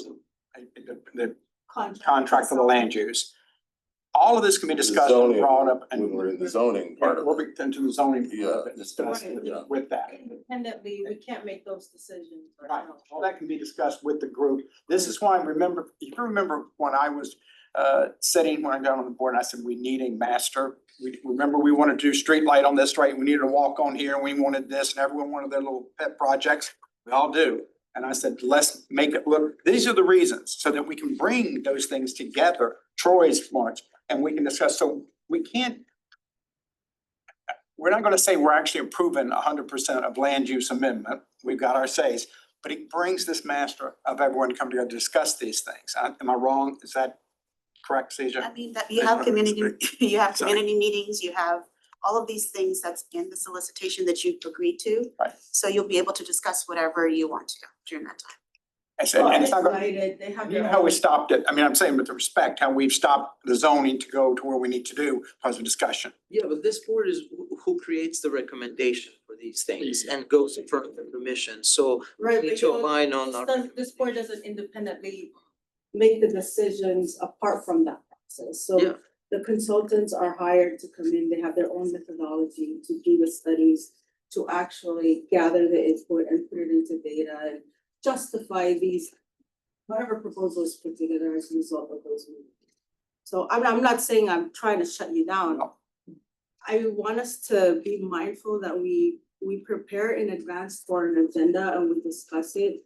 And hopefully we have the right people in here to help answer your questions, because we can't be that for everything. So that's why we grab other experts like the planning department, transportation mobility, or whatever it is. Even the city clerk was here for elections because we understand that, you know, as a board, you guys don't trust us. But we're here for you. That's not necessarily. And I don't think, and for us, let me say this, I don't think it was a trust. I think it was just a proper way to do it, to do independent parties. And we all agreed that independently needed to be done to a proper manner, so there's no question how things are done. I think that was my feeling when I believe that was when the previous board felt the same way. So, Caesar, I don't think it has to do with trusting. I need to correct that to me on the record. If everyone felt that way, let me know it. I don't think it felt that way. It was the fact that we felt that an impartial person is there doing it, and there's removes any doubt from the election. And I also feel like we don't have to be a united No, we don't. front. And we can individually all have our own there's a motion that gets brought to the table, we all vote on it, and that's, you know, I mean, it's okay to have a difference of opinion. And Olga, I'm gonna just speak for us too. So through the chair, what Nicola just presented to us is different than what he articulated to commission as being our board's vote Right. as a recommendation. So is that something that you want to entertain? Or is that something just food for thought and? No, I put it wanted in your to, back I pocket? feel really blocked by the city staff, like, to really have this discussion. I wanna have this discussion, so- yes. So I wanna make it clear that I'm not blocking you, we're not blocking you in any means. You So, tried to stop me from well, speaking. well, pardon me, Both of you. but you're now speaking, we're giving you So that what- opportunity. The reason why we stepped in was because we had Jim, we brought Jim in here, who's the manager for urban planning. The last meeting that we had, it was a confusion. We said we're gonna bring somebody in to answer those questions. Immediately when he walked out of the door, you proceeded to hand out live local He answered backup. our questions, he informed us. Right, so it was off-putting because I did not have an opportunity to review it. I did not know you were going to hand out documents. And so I want to be moving forward. I want to be clear on what I'm looking at. I don't want to say something and then it's written down and then you say, well, Vanessa, you said. I want to have that opportunity, the same opportunity we had to, you had to come in and speak with Jim. So let's try to be fair on both sides. And you asked me about the voting information. I provided you with David. So I'm trying to help to be as transparent as I can, but we have to work together. And I don't think it was fair for you to bring that up. That's why I was kind of caught off guard. So I've seen Okay. that done before, people But you- would but you- pass information. Okay, well, now you have it. You guys are discussing it. Is there anything else? So Even this was not in our backup, this was handed to us right now, today. But that was a sample, so So it's, public was not informed about this. that was a sample on the It's a little agenda. bit double standard. But I also think, but what if everyone came in with their own handouts? I mean, it would be, the meeting would be out of control and Well, we'd it's all better be than you showing it getting like information this, from it's all over. better if you have it in your. So hand. however you want to move forward, because the last thing I want is mistrust to continue to be the narrative moving forward. I want transparency. We are here to help as staff. The CRA staff is here to help. That's all we're doing. You are the board, you can discuss whatever you want, you can do whatever you want and say whatever you want. We're just looking for a recommendation, we're being respectful, and I think that as long as we're respectful, we can move forward. And- So, if I'm, okay, I'm sorry. So if I may say, before I wanna go. We did at some point, if we go back on leads, agree, and I agree, we can talk, that anyone could add anything to agenda. I think we agreed, I believe Troy was on when we said that we would send communication and stuff directly to CESA to put in and we can have discussed. So just let's remember that, nothing, look, I'm gonna say it again. Thank you all for electing me for next year. I'm here to represent and hear, and as Bobby said, everyone's gonna leave this meeting. When I took over as chair 2 years ago, the first time, and thank you for again, I said, and I'll reiterate my coming year, everyone has their opinion. Everyone has a right to listen and to listen to it. I mean, I'll give Troy respect when he talked about his, when I was doing mine, I had my opinion, he had his. But we come to talk about things, and we all have here, same thing with where your neighborhoods. We all fight for our neighborhoods, we're here to represent. But we're also on this board to represent the best interest of the community as a whole and as a group. And the more understanding that we can have, the more that we can make sure it is our board, it is all of us together. And as Bobby said, if it's a 5-4 or 6-4 or whatever it is, when you leave this room, it's the board that voted. It's the advisory board that voted. And I think that is something sometimes, and I'll say this in my 2 years here, goes missing, is that we're out there after going, well, I didn't do this. Your opinion's fine, but we're a board. We're here to work together and find solutions. And we have to do that. And it's our opinions. And that's the reason I'm going to always give deference to people whenever I expect, because I expect the same thing. And we're not going to agree. And you know what? We can have discussions. Last month, you heard my discussions with Cesia and Vanessa. That's the way I felt about it. Chair, I mean, let me say this, is he gonna, cause if he's already started talking about it, do you wanna just let him finish the I discussion? think we should let him finish this discussion, but I just want everyone to know that everyone has the right to say Okay, I it. just- Let him finish. I want him to finish, Go ahead. we keep going around in Yeah, circles. go ahead and let him finish. Yeah, yes, Fiona, you've been waiting a second. Yeah, I was waiting because I was like, I think it'll be important for us to do definitely, although yes, we'll finish your discussion, but I think it'll be important for us to do put it on the agenda in the future about live local, Yeah. live local act, because, you know, in our local, Lake Ridge Civic Association meetings, we have a lot of, developers come to our meetings, and they do say, you know, we didn't have to come here, Right. but Mhm. we're gonna be building up one on Sanction City Church, they're gonna be building up one on Cove. And they didn't have to come to our meetings, but they did out of courtesy. But, and they already approved to come in. So, but I think if we do have someone who has the knowledge to explain how Live Local is set up, that'll be good, just for the knowledge base. That'll be helpful. And before you go forward, Nicole, because it is part of what this land use. This board communicated a little differently to the city commission 2 months ago, I believe it was, that we were there, Nicola, about how our intentions and plans were, our suggestions. As we've always said, is we're not the CRA, but our input. And staff or anyone else, and I'll say this to Vanessa and I'll say this to Cecia, should not be, I don't think they do, lobbying or for something else. And they should always make sure, and I'll tell who the staff is, I said this to Clarence when he was here, that it's very well known to the commission when they present this, the intent of the board, the advisory board, because it's been 2 months. That recommendation should be given, if anyone disagrees, put back into that packet that they're gonna vote on, so that they remember that this was, and unless anyone wants to change their mind. Again, this is one of those split votes, but it was a vote that Nicholas did, because I wasn't here, but I did speak on the needs of actually expanding some areas. But that was the messaging to the city commission 2 months ago.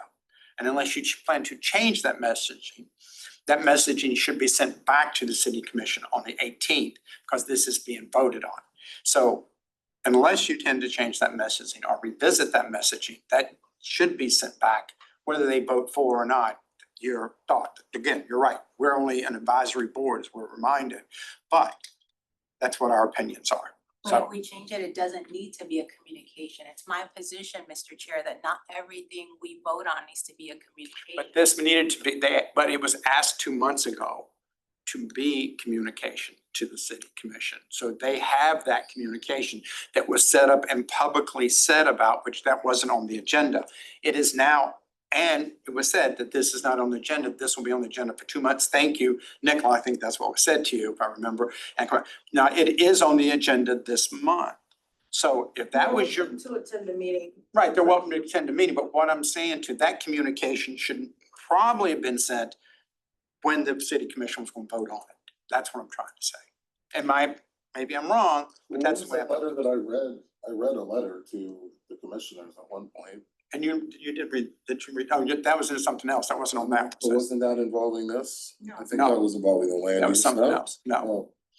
But that's just what I'm trying to, get the two differences together. Can you go ahead. continue? Yeah, go ahead. Yeah, so the loose ends in this discussion I'm trying to pick up is after the meeting after, we talked about the split vote. Olga, remember you were against that communication, and I'm trying to bring that discussion forward, and that's why I'm talking about this map and 11th Street. Did I explain that well? What? No, you didn't, No. because it seemed like you were completely against it, and what you're saying right now actually is Yes, because it's a Logical and natural reasonable. evolution of that. The reason why the previous communication was, it was just to stop live local, well, the first step is land use amendment, second step is rezoning. It was trying to stop that first step from taking away the residential designation. Cause that's the only thing that's makes it ineligible for live local. Yes, churches, yeah, I remember there's a list of special uses, but they're exceptions. I'm talking about the whole neighborhood, like the big picture for everybody, east and west entire. We don't want that encroachment, absolutely. Yes, so that first communication was to stop that first step, the land use, from ever enabling rezoning in the future. That's why it was felt a little bit more restrictive. After having thought about it and what was that hurting, which is that it was inhibiting development in the narrow Sunrise strip that's rezoned. And that's why I'm starting discussion Yeah, again. I wanna talk about that. I think if the land use were to change up to the 11th Street to include the entire block and make the shallow parcels actually deep enough from something meaningful to be developed, then we could open up the door for future past 2027, when SB 180 expires, to actually rezone more. And along the Fourth Avenue, that's these two lines here, Fourth Avenue, just go like I said, Third Avenue on the west side, Fifth Avenue on the east side, basically just do the whole block, don't cut the block in half. Meaningful developments, and maybe developers will build something. So are you proposing that we change the communication, our recommendation to this board, instead of saying that we want to limit the land use change only to the areas that were in the previous rezoning, that we want to kind of redefine that area? Yeah, it will, in this way, because that would be meaningful, it would open up path for future meaningful rezoning. Cause these things take time. For those who are opposed to, restricting the land use change, I'd be interesting to hear from them. I remember, Olga, you were like, And you captured part of it, because what's happening on 11th, west of Sunrise, is you have a block that's basically split in half. So you're creating, or you're allowing potentially a 15-story building, and then you have a steep drop. And then you have the duplex townhome residential area. So you have no continuity, it's just a steep drop. Now with this, there's going to be still that at 11th Street, a kind of a drop, but there can be some, I guess, continuous flow where you have a potential big building on Sunrise, but then instead of a huge drop, you have a flow. And then you have your townhomes and you have your duplex residential zoning. We don't have single family zoning in that area. We have duplex, townhome, residential. So then that would create the opportunity for affordable housing with businesses, so that people, instead of getting in their cars to go to wherever, they can walk 3-4 blocks and go to whatever businesses are there. That's part of it, yeah. so what would you change to this to capture? I wouldn't limit it. I would let the experts do what they wanna do based on community input. We haven't had community So input, we had that- our input. That opens up the risk of future rezoning of the residential areas. But that's the thing, that the rezoning is the one that's scaring anybody. The land use is innocuous. Yeah, I found a letter. I have a suggestion. Since we do have a land use consultant, is there any way we can keep this, Seizure, what he presented? And have him talk with so we can discuss this with see if it can be incorporated into what we are doing currently. 'Cause I think some of the ideas might be able to be, I don't know, I mean, because I don't know, because if it's rezoning is already set in stone, or Rezoning is on hold. right? You mentioned that earlier, the rezoning is on hold until October 2027. Currently, we're only dealing with the land use plan amendment consultant. That's scheduled for August 18th. A consultant will come in, work with you all to go over certain aspects within the solicitation that was already approved, to go over the details and see what you want, see what you don't want, see what's going on. It's just the framework. There's also time to tweak the rezoning. Yeah, I well, yeah. Yeah, I need to say something because talking about rezoning versus land use, you gotta be mindful of what you're asking for. Because it's not a good thing, really. Okay, how big your space is, when you're talking about, this is what it's zoned for. You leave it in that zone area. Don't try to make it a land use. What they did for us, not in my neighborhood, it's on the other side of the it's east, it's west of me, off of 31st. They got residential area over there, Lake Air. And Lake Air, they met, what you call them, the contractors, they came out, they met with the homeowners association, cause I go to everybody meeting, try to. And they talked about, well, we're gonna do this with this use. You know that, yeah, I know y'all heard about that movie studio. I don't know what the heck's going on with that. But this is a trucking company, wanna come in, they started filling in this lake that we got over there, that they got over there. Now then, next thing I see, they're filling in, but they're gonna make it a truck, like a trucking company, whatever. I have, and all residential area on the other side, even in the lake, the lake is here, you got residents live right here. The lake over there, you got residents live all the way around it, like this way. This is crazy. The city allowed contractors to come in, and y'all know about the 3 Ps. Personal, private, and, Oh, public, private, okay, so partnership. you know about those 3 Ps. You need to be mindful when you're talking about rezoning something versus land use. If it's land use for residential area, you need to leave it as residential. That's, And that's. I'm gonna give you another one. yes. 7th Avenue and 6th Street, the Adderley building that they got there. We can't even find the West Side Gazette office behind there because all that was residential. 7th Avenue is so high, I don't know how many stories it is, but when it rained really hard, all that back there floods out. You did, be mindful what you ask for, but I would suggest, and I think you already said it, Vanessa and Cecia, that you are gonna have here on the 18th, meeting with the planners, with land use and zone. You need to be with all these folks and ask your question and find out what could happen if they decide to rezone it later, not, what'd you say, 5, 10, 15 years? That'll make a difference. You gotta be mindful of what you're asking for. This is the first step. It's currently residential land use. They're gonna change it to mixed use. That's, don't The do- letter that I read in October, they use the it was residential. I support don't for wanna lose mixed that. use zoning. Should be mixed. It was our support as the board. Support for mixed. That was what I read to the commission. Can you repeat, please? What I read to the board, it's support for mixed use zoning district, for the mixed use zoning district proposal. And I mean, I can read it to you. October 2025. Yeah, October 2025, yeah. Right. Yeah. I wasn't So here. did that apply to the entire area? That was the entire area for zoning. Zoning, that was not. That was rezoning, that wasn't land use. But yeah, that was rezoning. That Well, I was, mean, yeah. it's in the same wheel. Mixed use. You know? So, but Oh, what I would may I suggest we move on? Land use, we're not going to redo the land use and change everything where it is today. You know, our input, everyone's input, neighborhood's input. Let's get the consultant and tell them, because I had a concern and you heard me say it, and then I'm gonna let it go with this. Sunrise.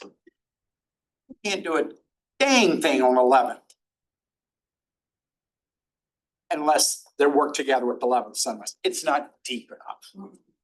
It's not gonna work. Hot Dog Heaven Ball, guess what? They wanna expand, they got Hot Dog Heaven. There's nothing else, and that's why it's so hard to sell. It was nothing else but Hot Dog Heaven, because you can't go behind it, and there's lots of areas up that way. And that's why yours is concerned, but my concern is we're gonna have hodgepodge on Sunrise and not on the back. So I think everything we're doing, this is what we're here for. Let's let the consultant come in. It doesn't mean we're going to take land, we know zoning's the same way. And nothing really is going anywhere till after 2027 at the very least. But there's a lot of discussion and there's a lot of push, and I'll let, because as I've said today, that the federal government, the states, are pushing and pushing and pushing for more housing because we have the largest housing shortage that we've had in recent modern day history. So people, developers are figuring out how to get in by going commercial and putting housing in and working those loopholes. And that's why that big bill, 21st Century Housing Act, a lot of people think is great. But we'll see. Yeah. I just wanna thank you, Nicola, because what Yes. you discussed right now is, to me, completely different than what was originally discussed. So I really thank you for thinking that through and presenting it to us. So thank you for that. No, and that's why I wanted to hear, because we started talking about that, yeah. But it sort of makes, at the end of the day, it sort of makes me, reconsider the vote, for limiting the Right. land use, because there are a lot of different elements to it. And they vary based on the geography, and some geographies I know better than others. And have to be a little bit humble about, what I don't know at this point, but if we have an opportunity to have input in, to what comes out of this study, then I think, it's very, very hard for us to plan all of the potential scenarios in a communication, that limits that work right now ahead of the vote. Okay. Well, one way to solve this is for the contract the contract says that the scope is entire CRA. So when the consultant is hired, they're hired to change the land use for the whole block. Is to remove that scope and not say entire CRA, it can be a part of the process of the consultant for land use that's changing the land use to actually work with us for like a more granularized land use amendment. Mr. Chair, why I'm hesitant about that proposal is because we're not elected officials. And then we're limiting what the entirety of the population inside the CRA and in the budding areas, their voice. I don't wanna limit someone's voice. They might be in complete agreement with your Rezoning does- suggestion, absolutely. We They kinda might, did we that might with all be rezoning. like, we don't want this, don't do it. But that's their voice. I don't wanna start from a limiting space and then no, let's start from what do you really want to see in your community? And I think that's why I think, and I get where you're coming from, Nicola, but probably, I think, and the zoning is a good example. It's finally now, even if it wasn't dead, people were willing to work its way through. I mean, I've had several conversations with Troy since then, as the president of Middle River. I've had South Middle River saying, how can we work through this? And I think that's what we do, and not, as you said, Olga, not limit. And I agree with what you're saying, but I don't think we limit them because we don't want to limit something. As Jim said, be careful that you're limiting something you don't want to limit, and then for you, that you're limiting something. Let's let the consultant who's a professional give the idea. It's already been proven, and I know this. I can tell you, I've had communication on a regular basis with Glassman and others within the city. They value us. They will listen to us. I know Troy's had meetings with the city leadership in the past, and he still does. And they value us. So I think let's let, as Olga said, let them come in and give our voices to the city, the commission, and people who we're supposed to do. So we may be making a mistake whenever they come in and go, well, you really should have done this. And we think back, oh, yeah, we probably should, because they're the professionals. And they don't have to push stuff, but they're a consultant. They're not the people who make the decisions. I also feel that the commissioners look at us, if something is split almost 50-50. They did. They probably come back and watch the meeting to get, why was that idea so 50-50? Or if something is unanimous, then hey, the community probably will go along with this a lot easier. I'm sure that we're like a little petri dish. And I think, and so we move on, I think that with that decision, as John said, now he's rethinking, with that decision of 5-4, it's even, to me, more important to let the commission make their decision. They knew what there was, how they want to move forward with it. Because I don't really think that everyone in this board will represent our community, but there's a lot of different voices. And when I saw that, I was like, oh, there is differently. And so let's have the workshops. I mean, let's let the people go out there. Let's talk. let's do, and Troy's gonna pretty wanna say this, let's actually have the meetings before they start doing stuff, like we kind of learned on a previous thing. Let's start talking to people and have the real workshops and say what's being thought about. That's the reason I wanted to plan. I didn't want hodgepodge. I wanna emphasize the importance that the land use consultant communicate with the community, because the Okay. residents, they're passionate about their community. Yes. They know what they want, they know what they don't want. And when the commissioners and anyone comes to the meetings and ask what's going on and what's wrong, they'll stand up and say, this is what's going on, this is what we like, this is what we don't like, and let them, they voice what they feel. So I think it'll be great once the land use consultant gets in and they reach out to the community, cause Yeah, is that definitely the plan will be more solid and we'll get what we need done Yeah. in all the different communities. Yeah, as I tell everyone, I'm a block and a half off Fourth, a block and a half off Sunrise, and a block off of Andrews. I don't want huge high rises and commercial hell in those 3 block radius, but I want growth. But I don't want to be overshadowed and shadowed. And I don't think that any of us do. And literally, that's the fact. And I got 2 churches and a 2 block radius of my house that they can come and do what they want to with. One of them's basically vacant. So we all have that intention, but I didn't buy there to make it a commercial zone. So, Well, I guess the point is to try to help those Yes. residents that can be helped, and we had so many people throughout our public reach out, come and testify. Sure, there are some people that they're developers that testify that they push one way and resident push another way. Like, the point is finding it's a negotiation, a compromise.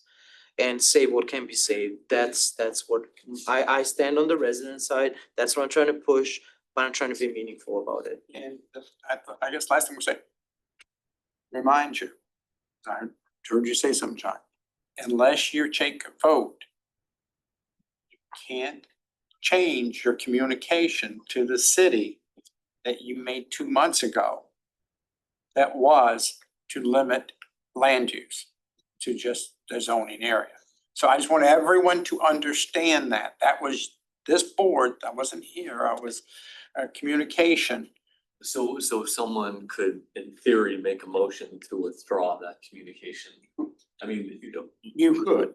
personal observation is that we're not gonna be able to come up with a refined communication that captures every single aspect, and that But if maybe- you don't do that, you're leaving this Yeah. meeting tonight. I'm not trying to say you to or not, but I just want to just kind of give everyone where you're at, that you had myself and Nikolai communicate. So why would we take away a motion that's the only thing that's trying to preserve the residential Well, land becau- use, which is because the it only thing also, saving it also us? preserves some suboptimal conditions elsewhere in, in this land area that are prohibiting, it would limit us to the half block, on land use that you very eloquently exposed as being an artificial limiting factor. My concern with the whole thing with limiting, even though I spoke on behalf of, is what I just said about Sunrise. Yeah. That's, to me, was. So, that motion that we passed, 5-4 was all about, the donut hole, but it wasn't considering. Well, wasn't on Donut Hole Sunrise, is it's closer to small the compared tracks. to like Right, all yeah. of this. Like you see, And it this is doesn't- RMN 15, see how many houses, and there's much more homesteaded single family homes here than in the Donut Hole. And Lake Ridge is not for putting all the high rises on Sunrise Boulevard either, because we're getting a lot of developers come to our meetings to try to put all the 9 and the 14-foot. But Sunrise is already relevant zoned for that, so Sunrise. everyone needs to understand that. Is there a It is consensus, supposed is there a to be consensus about what like- we'd like to say about land use that's? Sunrise is already zoned for that, so we really don't have to say. Just want you to know. It's unfortunate, yes. Is there a possibility of writing a different motion that would get to, the protection of, single family residential, but would not, unnaturally constrict the rest of this territory? Yeah, just say, don't do it to single family residential zoned areas. But wouldn't the consultant be able to give us a, I, like that, the answer to that? Well, the contract says this is what they're hired for. They're gonna do what the contract says. Contract says, come up with a land use for the entire the area. entire area. So that's what I was saying. Why does the contract say that? Can the contract omit that and not say the consultant what to do? Let the consultant do what you just suggested. I would stand. But the By that. consultant will be here to answer those types of And questions, if right? it's approved, if it's not approved, then we'll go back to the drawing board. It's ultimately up to you. So it's that scope. That's really the big issue for me, that I think it's dangerous for the residents who don't want the big buildings. And it's because the contract it stipulates that that's what they're hired for, is for the entire CRA, a unified land use. So let me ask a question, I'm sorry. Where are you at? Is this definitely going to a vote? That, Seisha, let's take this out of it. Is this? now some- going in circles? This is going to a vote. It's like we're chasing our tails. This is going to a vote the 18th to the commission. Contract is going to city commission, another one. The ball's already rolling. We have a suggestion, but we don't have a right to stop it. The CRA has the right to say whether they carry it forward or not. Am I correct? Absolutely. we Okay. approve it. That's what I wanted. CRA board and the city commission. And the CRA board feels, the entire board, not us, that this is the right thing to bring forward. We've already given our suggestion. Am I correct? That was the Am I- recommendation. Yes, recommendation, yeah. Our recommendation went to the CRA board. Our recommendation went to the city, correct? Correct. The CRA board took our recommendations and our letter, correct? I'm just. Their communication. Our communication. Right. Correct. And the city commission staff took our got up and communication. answered questions and everyone was satisfied. So with I it. know I'm talking about the CRA board, who makes decisions to recommend to. The CRA board is the city Same commission that thing. listens to the Right. communication. So they've listened, so now it has to be voted on by them. The contract, yes, on August 18th. So whatever we say doesn't matter. I mean, you we can already say, said it. you can say, you can go to, you can say That's the whatever question. you want to say. Can I say one thing? You got it, silent, we're The done. communication went There, through them. down, just put it down. They asked questions, remember they asked, why was there a split? I'm not sure if you answered or you went up and you talked about something else. Yes, you talked about Staff went something up else. and answered that it will cover those specific areas as well, because it's one land use designation for the entire area. Tori, That's it. Just to be clear, there was a conversation, I was there, Kim was there, Nicola was there. This communication from the board went before the commission. The communication said only do the rezoned areas. The commissioners asked city staff, well, why are you doing all of it? Why shouldn't you just do the rezoned areas? The now acting city manager got up and told the commission that, oh no, we're only doing the rezoning areas with the land use. And the commissioners went, oh, okay, good. Then that agrees with what the crap said. And they said, okay, thanks. So, Mr. Chair, I know exactly what point in the meeting Troy is referencing to. And my opinion is that the newly appointed acting city manager was caught a little bit flat-footed. And with all due respect to him, he wasn't as fully versed and said what he said.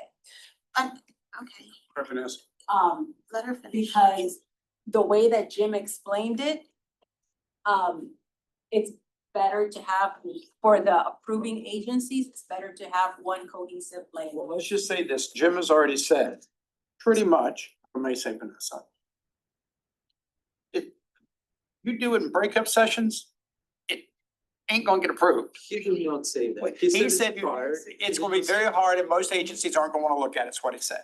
Yeah, it's most likely. He said they're not gonna wanna look at it, that's what he said. No, he did No, not say well, that. Basically, he said it that way. He said it'd be harder. More difficult to get a look at it. Harder to, yeah. We are trying to revitalize an area, and because of just, I'm just gonna say this to everyone tonight, I understand we're fighting here. I want you to look at the rest of your city. Yeah. And you know, I told you I'd always be fair as your chairs, whatever. I want you to look at the rest of your city, which I got up there and said. This is the last section of Fort Lauderdale that has not been redeveloped. And the reason it hasn't been redeveloped is the fighting, not here, the fighting amongst the residents, the fighting amongst the communities that we don't want change, we want to keep old. And I'm gonna say associations, I'm gonna tell you, in 10 years, you're gonna be old, you're gonna stay here, you're not gonna be developed because people are gonna say to hell with us and go somewhere else and develop. And I'm not trying to be rude, I'm not trying to be hard, but I said this started in 2012. 14 years later, I have been here 20 years. And in those 20 years that I have been here, not a damn thing has happened in our CRA. Noted that. No, not really. 13th Street, that's it. 13th Street. There's relapse up. Yeah, 13th Street, but 13th Street keeps getting and losing businesses because we gotta work together to find a mix of business to work together. We can work together. Like 13th Street's a good example. Work together. You got one side, you got the other side. But let's find a mix and work together, not end and all. That's what I'm trying to say. Mr. Chair, can Vanessa, I feel like has been wanting to say something. It's okay, thank you. I just wanna, whatever you guys wanna do. I'm just saying I want us to work together and move forward because we've said, I think I agree with everyone. I said everyone wants to protect our neighborhoods, but we've also in my opinion, of 20 years, we have overprotected our neighborhoods to the point of not in my backyard, NIMBY. You know, and what has happened? And I'm just gonna shut up and say this. Like I said, you know what has happened in our backyards? We have gotten everything no one else wanted. We've gotten homeless shelters, we're getting ready to get group homes from the old Handy all the way up the corner. We're getting, because guess what? No one else in the other neighborhood would put up with it because they're all nice neighborhoods now. And they think, well, you know what, we're gonna go over to Smyrka and Middle River and those areas, storage buildings, whatever we wanna do, because we haven't worked and said, so we say no to stuff and we still get 2 damn storage buildings. I'm just gonna say, just every time I see them, I'm like, you know, and that's what I'm saying. We have to be, again, work, live, play. I've said this since I came here, but we have to have growth. We have to understand there's gonna be some pains. We have to protect the neighborhoods that we own, but we have to understand why we're protecting those in order to have a quality of life to continue. Because I don't mean it's wrong. I'm 67 in 20 years, you know, where will I be? We got a lot of young people. They're gonna move here from where we're at right now. No, they're not moving here. They're moving everywhere else. And so we can say we want to protect our homes all we want, but if there's nothing there to protect in 15 to 20 years, we've got to have structural growth. That's all I want to say. Sorry. But you're correct. I've seen the same. You've been here longer than me, so. That's right. We're being left behind. We are. big time. I'll say it every time And I'm in front of public. our time is now coming up again. We missed 3 booms. I can show them to you. Okay. Anything else to move forward with, leave what we got and move on? So are we just gonna let that communication that's already been delivered stand and just move on? Personally, let's let the city commission do what they want to do. I mean, it contained more of a sentiment than a precise. And it doesn't hurt anyone going before the commission, as she said on the 18th, and talking. As yourself. I think we should just read this, we think we should just discuss it when the land use consultants here. Right. As well with the community, and we come up with a plan at that time. I agree. Well, let's go. All right, next. Okay, guys, let's get our staff presentation, because I had to ask her, so everyone gets brought up to date of what's going on. And I asked, of course, you to do that, so everyone, I've got so many more. You know, we get past 8 o'clock, and it's not my fault.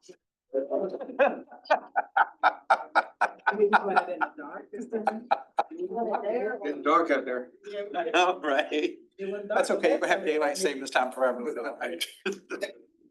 Hi. We're gonna freeze. I know it's getting late.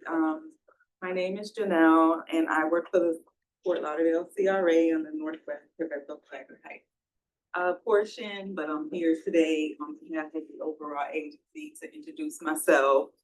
I know you guys haven't seen my face before, but nice to meet you all. Today's presentation is going to be an overview of the Central City Community Redevelopment Agency. During the presentation, we will discuss the role of the agency and staff and provide just a brief overview of our incentive programs that are available.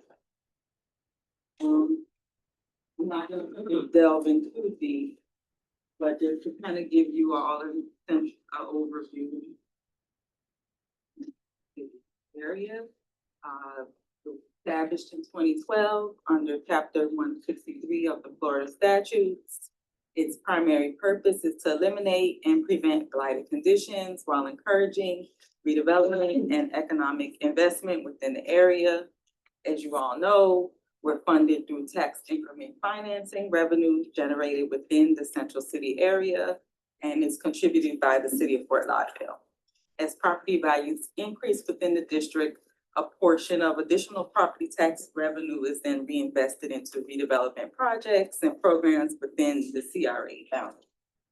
The Fort Lauderdale City Commission serves as our board of commissioners and provides overall direction for the agency. As members of the Central City Redevelopment Advisory Board, you all play an important role in helping guiding redevelopment within the community. Such as viewing the redevelopment plan, providing recommendations as you did so today, and proposing any changes, listening to input from residents and stakeholders, and sharing your findings and recommendations with the Board of Commissioners. Your knowledge of the community and your feedback help ensure that redevelopment efforts remain responsive to the needs and priorities. That's the question. Sure. We as the board, are we expected to vote in terms of just however we please as individuals, or are we expected to represent The community. a community or a certain demographics or certain type of residents? So in your ordinance, it has recommendations of who makes up the board, and it's usually from neighborhoods that we are within and are impacted or around the surrounding boundaries. So that's a recommendation that the city commission will select each members to sit on the board. The redevelopment plan is our guiding framework for decisions and how we spend our funds. And so as board members, every time you get appointed, that's why it's my role to give you a call, to schedule those one-on-one meetings. And I often send the redevelopment plan because it's very important. And the redevelopment plan is general enough and captures a lot of ideas because the redevelopment doesn't happen overnight. It takes about 30 years to really get the ball rolling faster. And the rezoning and the land use is just one item or initiative that's very critical to the redevelopment area, and starting that process really early, gathering all that feedback. And you as the board members are very close to the neighborhood, so you kind of represent those voices, but you also speak to the agency and what our goals and objectives are for the area. So it's the advisory board, and we make the recommendations, staff provide the data, the input to you, we do the legwork, and then you make those recommendations and we take them up to the city commissioners through the city commission meetings, to the CRA Board of Commissioners meetings. That's sort of like the overall process of how everything was. So I understand it's a very long answer, but can you answer very shortly? Let's say for me, I'm a resident, I'm not an architect, I'm not a realtor or any of the other professions that are listed there. Am I expected to vote in the interest of people like me, other residents, or You vote however you want to vote. You're here for your feedback and your input. And you were elected based off of your district commissioner, right? Yes, And yeah. so your district commissioner has entrusted you to make the wise decision to vote for yourself independently with a particular mindset, but you're also taking your district perspective in mind. So that's how I would vote if I was in the issue. Okay, the hope would be that we would all be learning about, you know, the broader district beyond just, you know, where we live and then trying to advance the entire community. So the CRA like inception document where it's all laid out, it doesn't stipulate anything about like the nature of our voting and our representation. We don't have any moral It like, doesn't say you're responsibility. representing. First recommendation is you live in Fort Lauderdale, and then at the granular level, the ordinance for Central City is you're either a resident of one of the neighborhoods, you're an architect, you're a business owner, you're a property owner. So you can meet one or more of those. Yeah. I've had board members that don't even live in the area or any of these neighborhoods, but live in the greater Fort Lauderdale, and that's fine. It's up to the commissioners to pick those members. Okay. But we don't, just to be clear, we don't represent the public in any way. Right. We're not like publicly elected officials. Correct. Bound You're to appointed, yeah, represent a neighborhood or anything like that. Right. We represent our individual Correct. opinions or our individuals, you know, ideas of the neighborhood or anything like that. Because of the district, Yeah. right? Right, What you do. think would be best for your, Exactly. in Right. your environment, district. I think, does that answer the question? Yeah. So just to move on, CRA has several approaches to advance redevelopment and improve the overall quality of life within the area.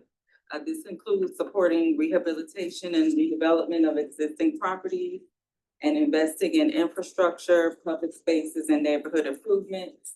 We also provide incentives that encourage business growth, attract private investment, and create employment opportunities.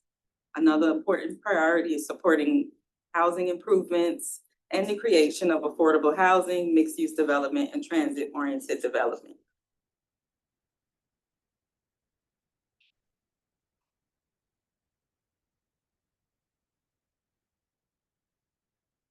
So today, some of the CRA staffs, most of, you know, I think just myself and maybe Bob, you kind of know everyone else here, is, you know, happy to be here to meet you all. And, although each team member has different responsibilities, we work collaboratively to support applicants, manage projects, and advance the goals outlined in the CRA redevelopment plan. CRA staff provide overall program direction and policy guidance, review funding recommendations, and help ensure that proposed projects are consistent with the goals and objectives of the redevelopment plan. CRA staff members also serve as the primary point of contact for applicants. We help applicants understand the available programs, complete their applications, and submit the required documentation and address any questions that they may have throughout the process. Together, these responsibilities help ensure that CRA funding is administered responsibly and that approved projects support the redevelopment goals of the Central City area. At this time, I'm going to turn the presentation over to my colleague, Mr. Bob Wogat, who will kind of provide an overall overview of CRA. That's the question.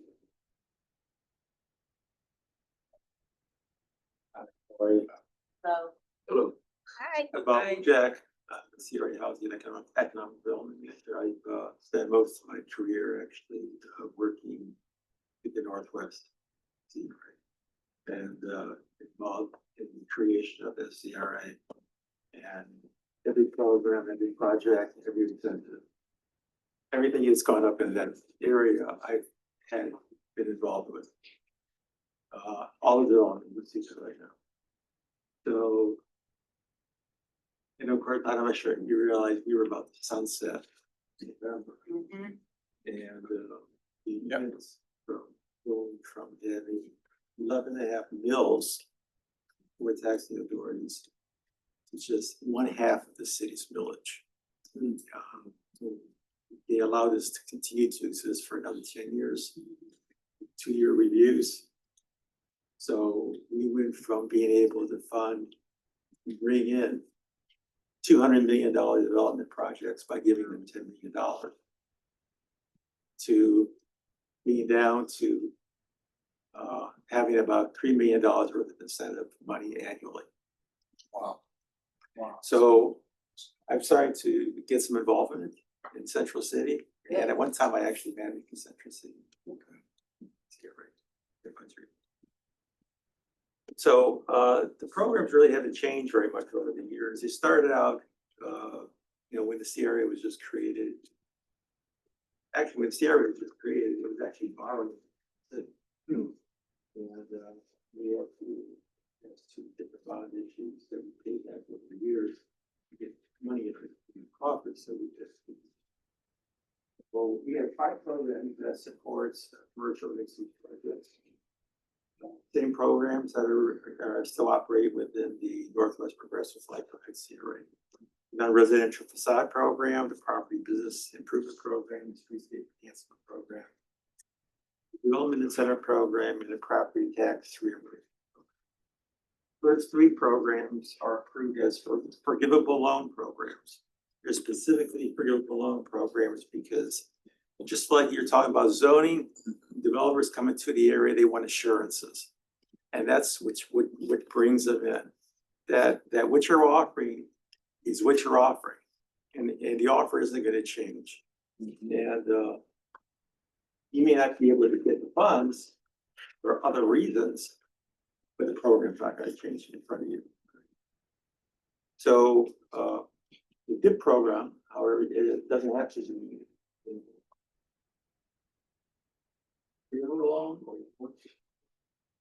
or even a grant. It's a custom design incentive program.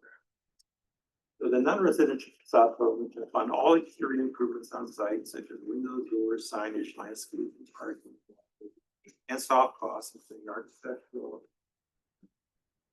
It will only be used for improvements to existing buildings. And CRA can fund up to 75% of the eligible expenses, not to exceed $125,000. In some cases, we actually do fund more than $125,000, but we have to go to the commission and get a waiver. Some projects have special conditions.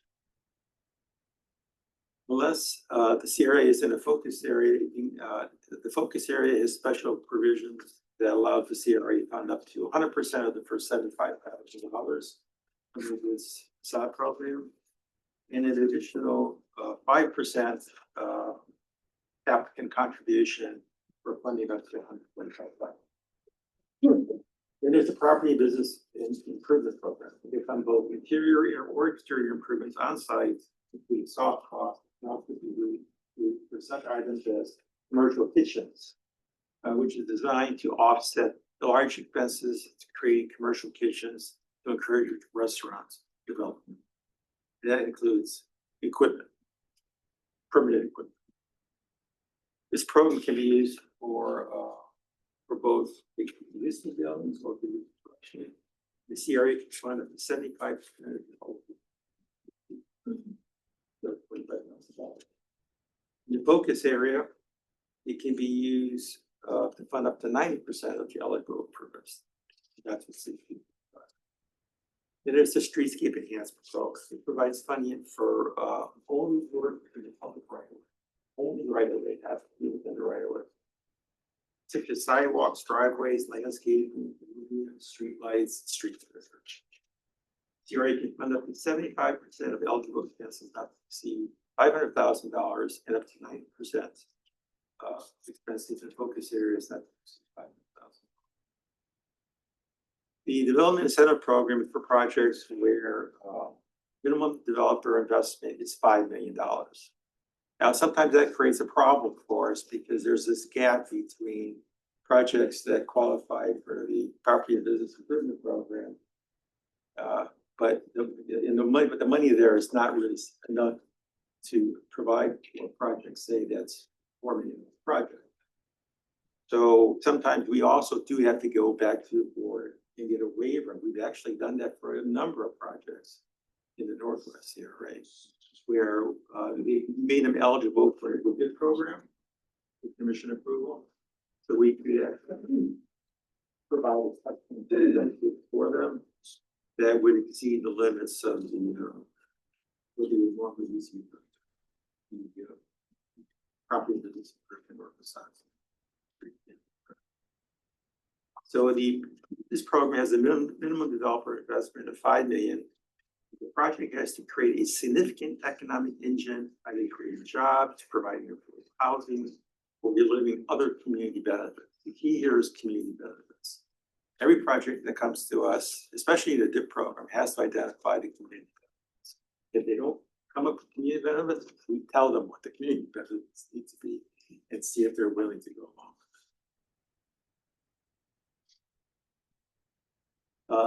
it.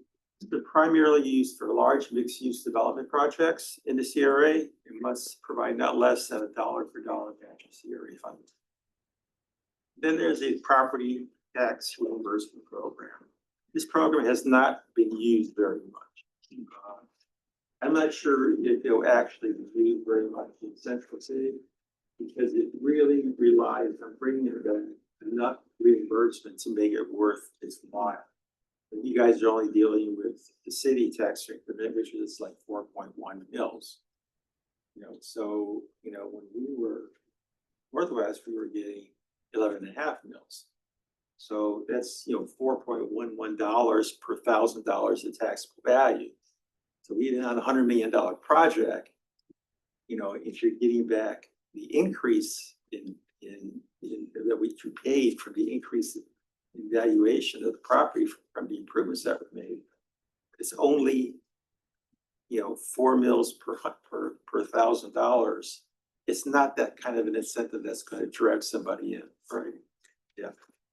So it can be used for large commercial projects, multifamily or mixed-use projects. Provides for reimbursement of property tax that would have represented CRA tax for increment revenue generated by the project over a period of 5 years. You don't get 100%. The maximum you get in year one is 95% of the increase in valuation, and the increment followed by the increase in valuation, and that reduces to 75% in year 5. So it drops to 5% increments. So CJ can also now give you a little bit of explanation. I know you're familiar with these two programs she's going to talk about. They're the ones who talk about it every meeting.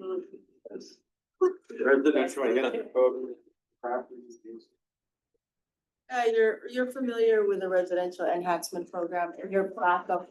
I added the 20 applications and addresses that we're currently processing. And so pretty much if you're a property owner, you can get up to $10,000 for, this is a beautification program for these eligible improvements, exterior painting, landscaping, fence repair, installation, exterior lighting, driveway repair.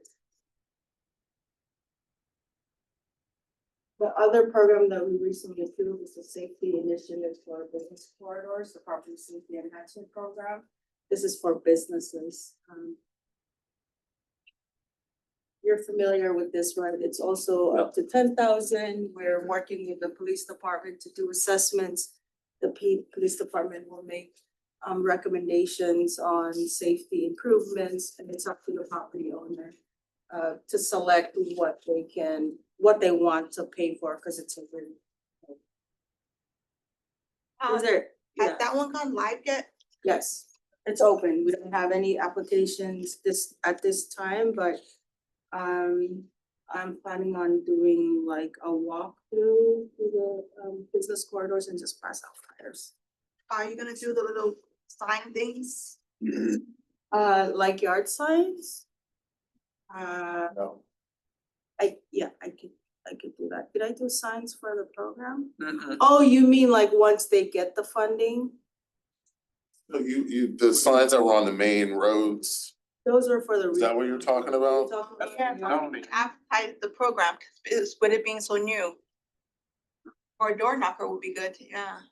I went to Magnolia Cafe and I gave the owner, he already has the installed cameras, but could he improve them or add more or something if he already has an existing? Yeah, so the program is recommend that they call the police department. Well, they have to apply, we route them to the police department, and then we will schedule inspection, and PD will kind of see some lapse in security and recommend some things and then let us know. And it's up to the owner to either pay for those upfront and just get reimbursed. Didn't we have a police officer come in or? We did. We And did. he explained all of like what they would do during Yeah. one of those inspections. That's correct. I do have just several printouts for both programs. If we have, want to take some away, you're welcome to actually. See.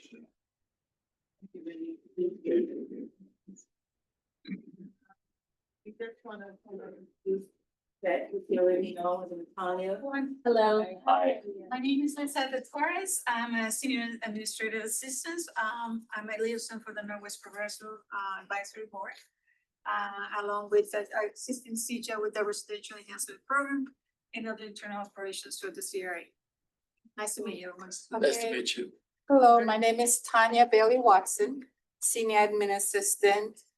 I assist the CRA manager, Vanessa Martin, and I'm also the one that pays all the incentive bills, the paint and landscape.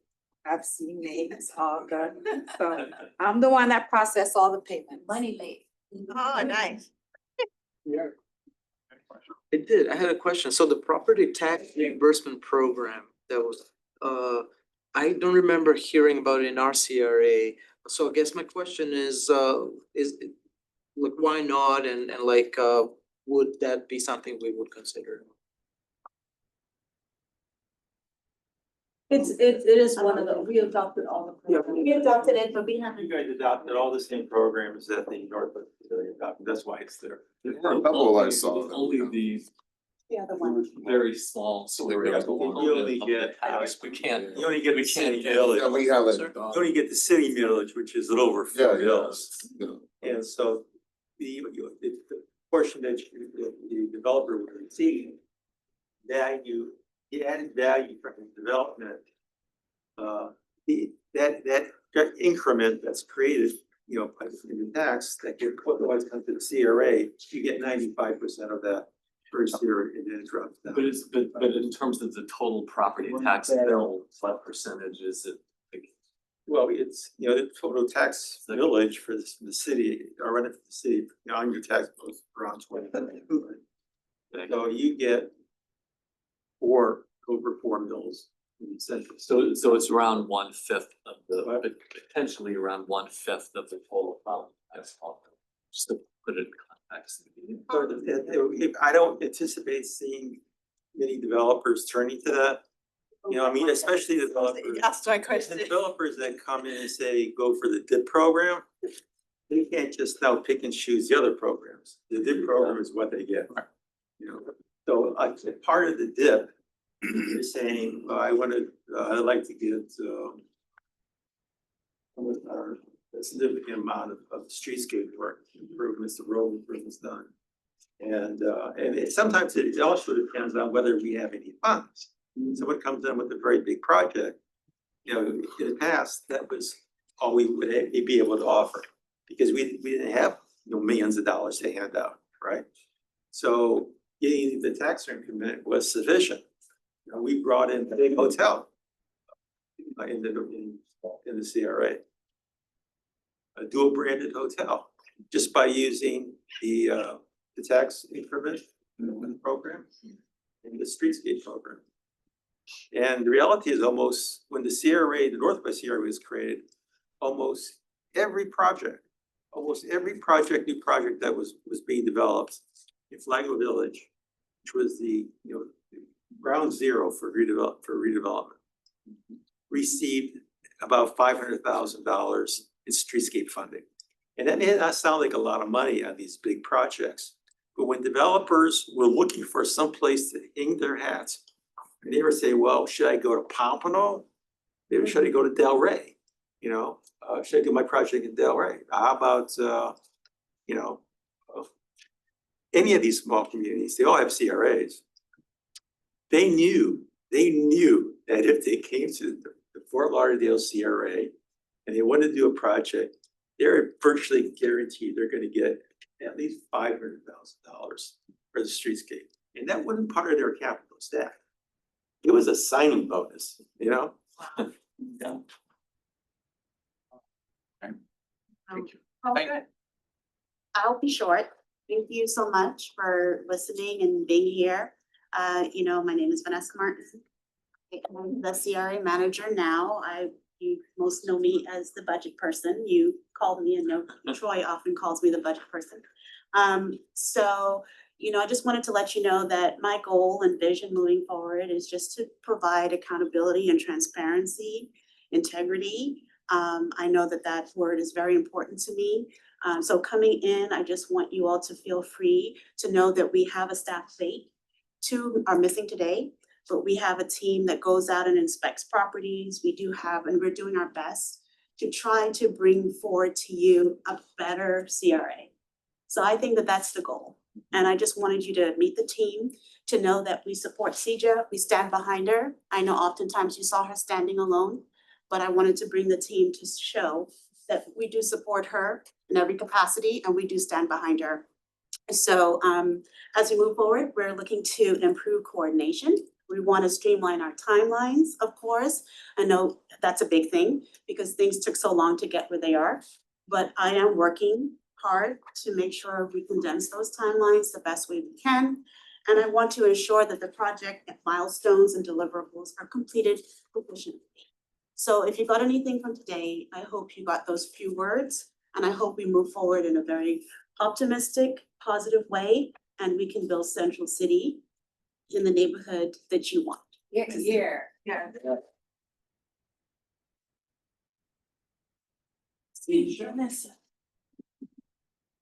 With that said, there are no new updates. No, question, where are we at, Yeah. with the,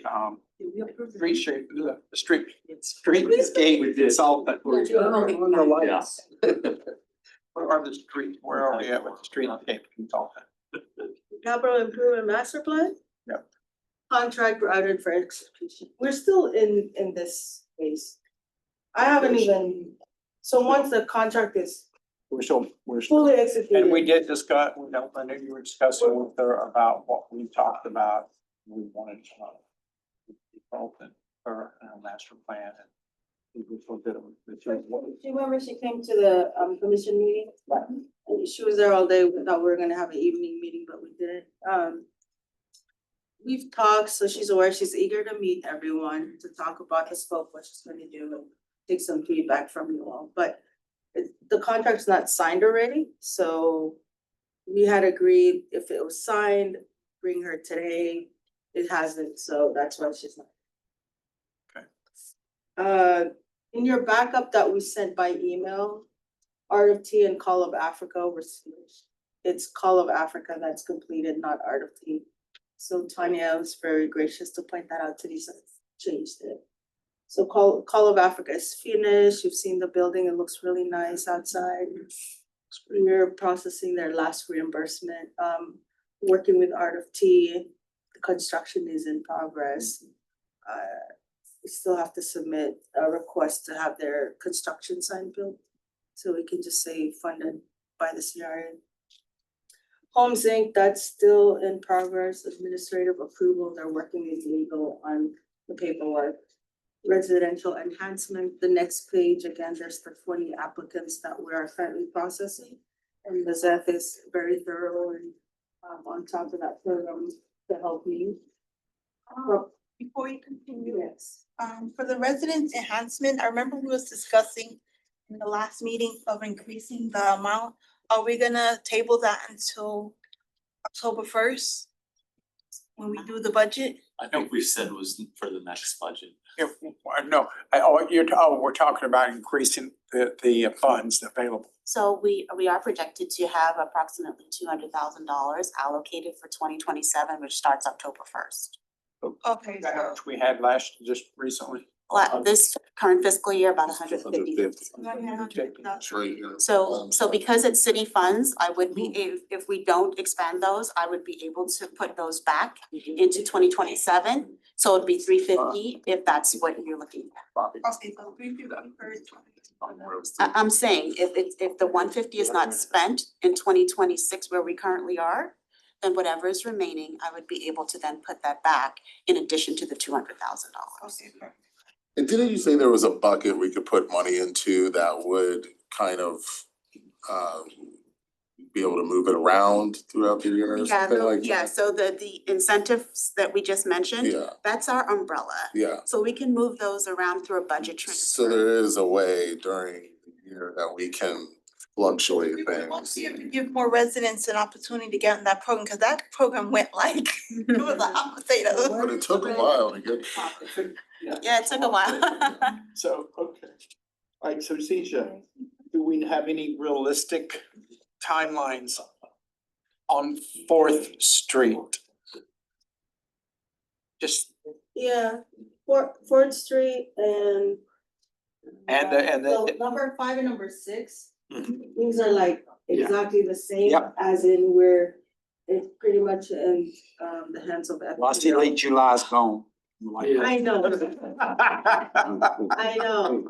That's not. See? Embarrassing. I remember you said, well, I had those done by the time we have our next meeting in August. I'm like, Before I went on vacation, before I went on vacation, I emailed my contact. I'm trying to come back from Spain and see it, but. Sorry. We can't control So FPL. is North Fourth, and remember I told you Wouldn't it be that, nice to have lights? remember I told you guys that when I asked the county for an extension, Yeah. we were so confident we'll have these lights done by June of this year, that we were like, oh, we'll get it done by February, just give us the extension till June. But when we said we're working with FPL, they said you can have the year. Oh, wow. They knew, Yeah. yeah, so it's the standard. Any other questions for? Yeah, if you have other questions, everything else is standard, still stay, they're not ready to come back. So, Any other questions? and we want to go ahead. Any other questions, procedure? Nope. Okay. Any communication to the city commission? Nope. Any new business suggestions, except when we do the land use? I do have live local. Yeah, that's what I was gonna make So sure. So what are we looking for? We want someone that's really educational, that's really What it into means. what it means, the whole Our overview. area. How it affects our neighborhood. So would that be Zoning, land use, that or our is it area, something else? Yeah, we want the nuts and bolts of live local. I think it'll be important to get someone to explain it and also connect it with the other things, because like how Jim explained the difference between land use and rezoning, I think it'll be good to Yeah. like get someone to explain live local in its own presentation. Yeah. And then kind of like link the three together, so we can kind of like know how they all link Yeah. together, but knowing the basis I of it. agree.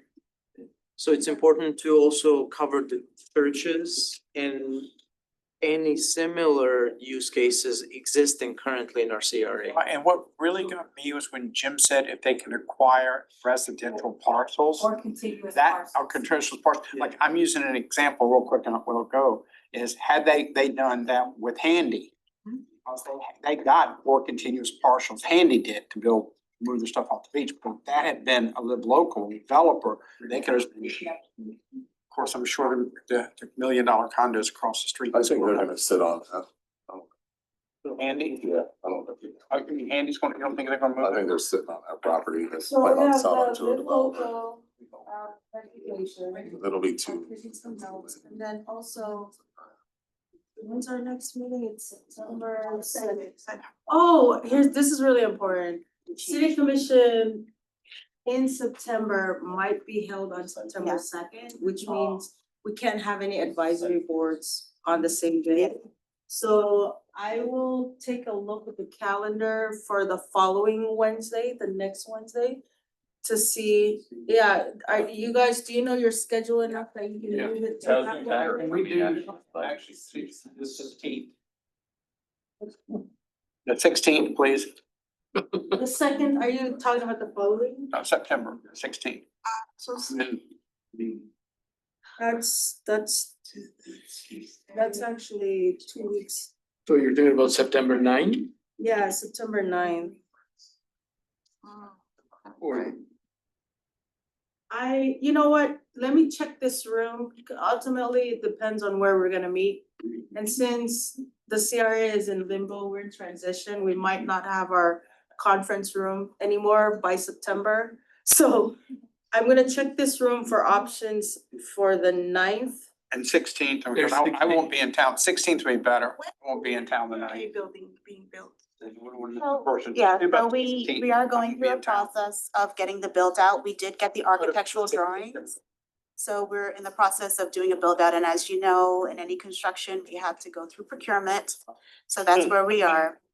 So once that's finalized with the private bidding, then we'll start the build out. Okay, so we're looking at, I would say by January. Great light time. I would say by January, so, but we'll be in a temporary location. and going. so I won't ask you again until January. Please don't, I mean, this is Y'all gonna have a in my side, Meeting room in it? January. A meeting room in that? in the new building, Yeah. yes, we made sure. Yeah. Is it going to be? The Adderley, right here, yes, opposite the Arcadian. Yeah. Yeah. 6:37. I know that. September 16th, there's a conflict with a BAB meeting at 5. That's here. So I will look at Yeah, let- the we'll talk. following week, Yeah, anytime. Wednesday and Thursday, Real time. just for availabilities, and I'll send it to you, 2 options, and you can let me know if you're available either days. Just look at- Whichever day has the most members Is it attending, gonna be a Wednesday or? Thursday of the following week. Wednesday or Thursday? What, the 17th? Okay. No, No, the 9th or the 9th and 10th. The 18th is city commission. It's, but, September 18th is not. Oh, September, oh, you're in September, I'm still on August, okay. I have a meeting in the morning on I've had a long- Thursday. Send an email out and everybody can choose then, Yeah. whether it works or not. yeah, awesome. Yeah. Motion to adjourn. You check with the 17th, I think they cancel our meeting in September. I'll check. 15th or 17th. I'll check what's available. And I'll 15th or send the 17th. options. A motion Then I'll to verify. adjourn. Yes. A motion to adjourn. Clap. Only 85. Oh, my God.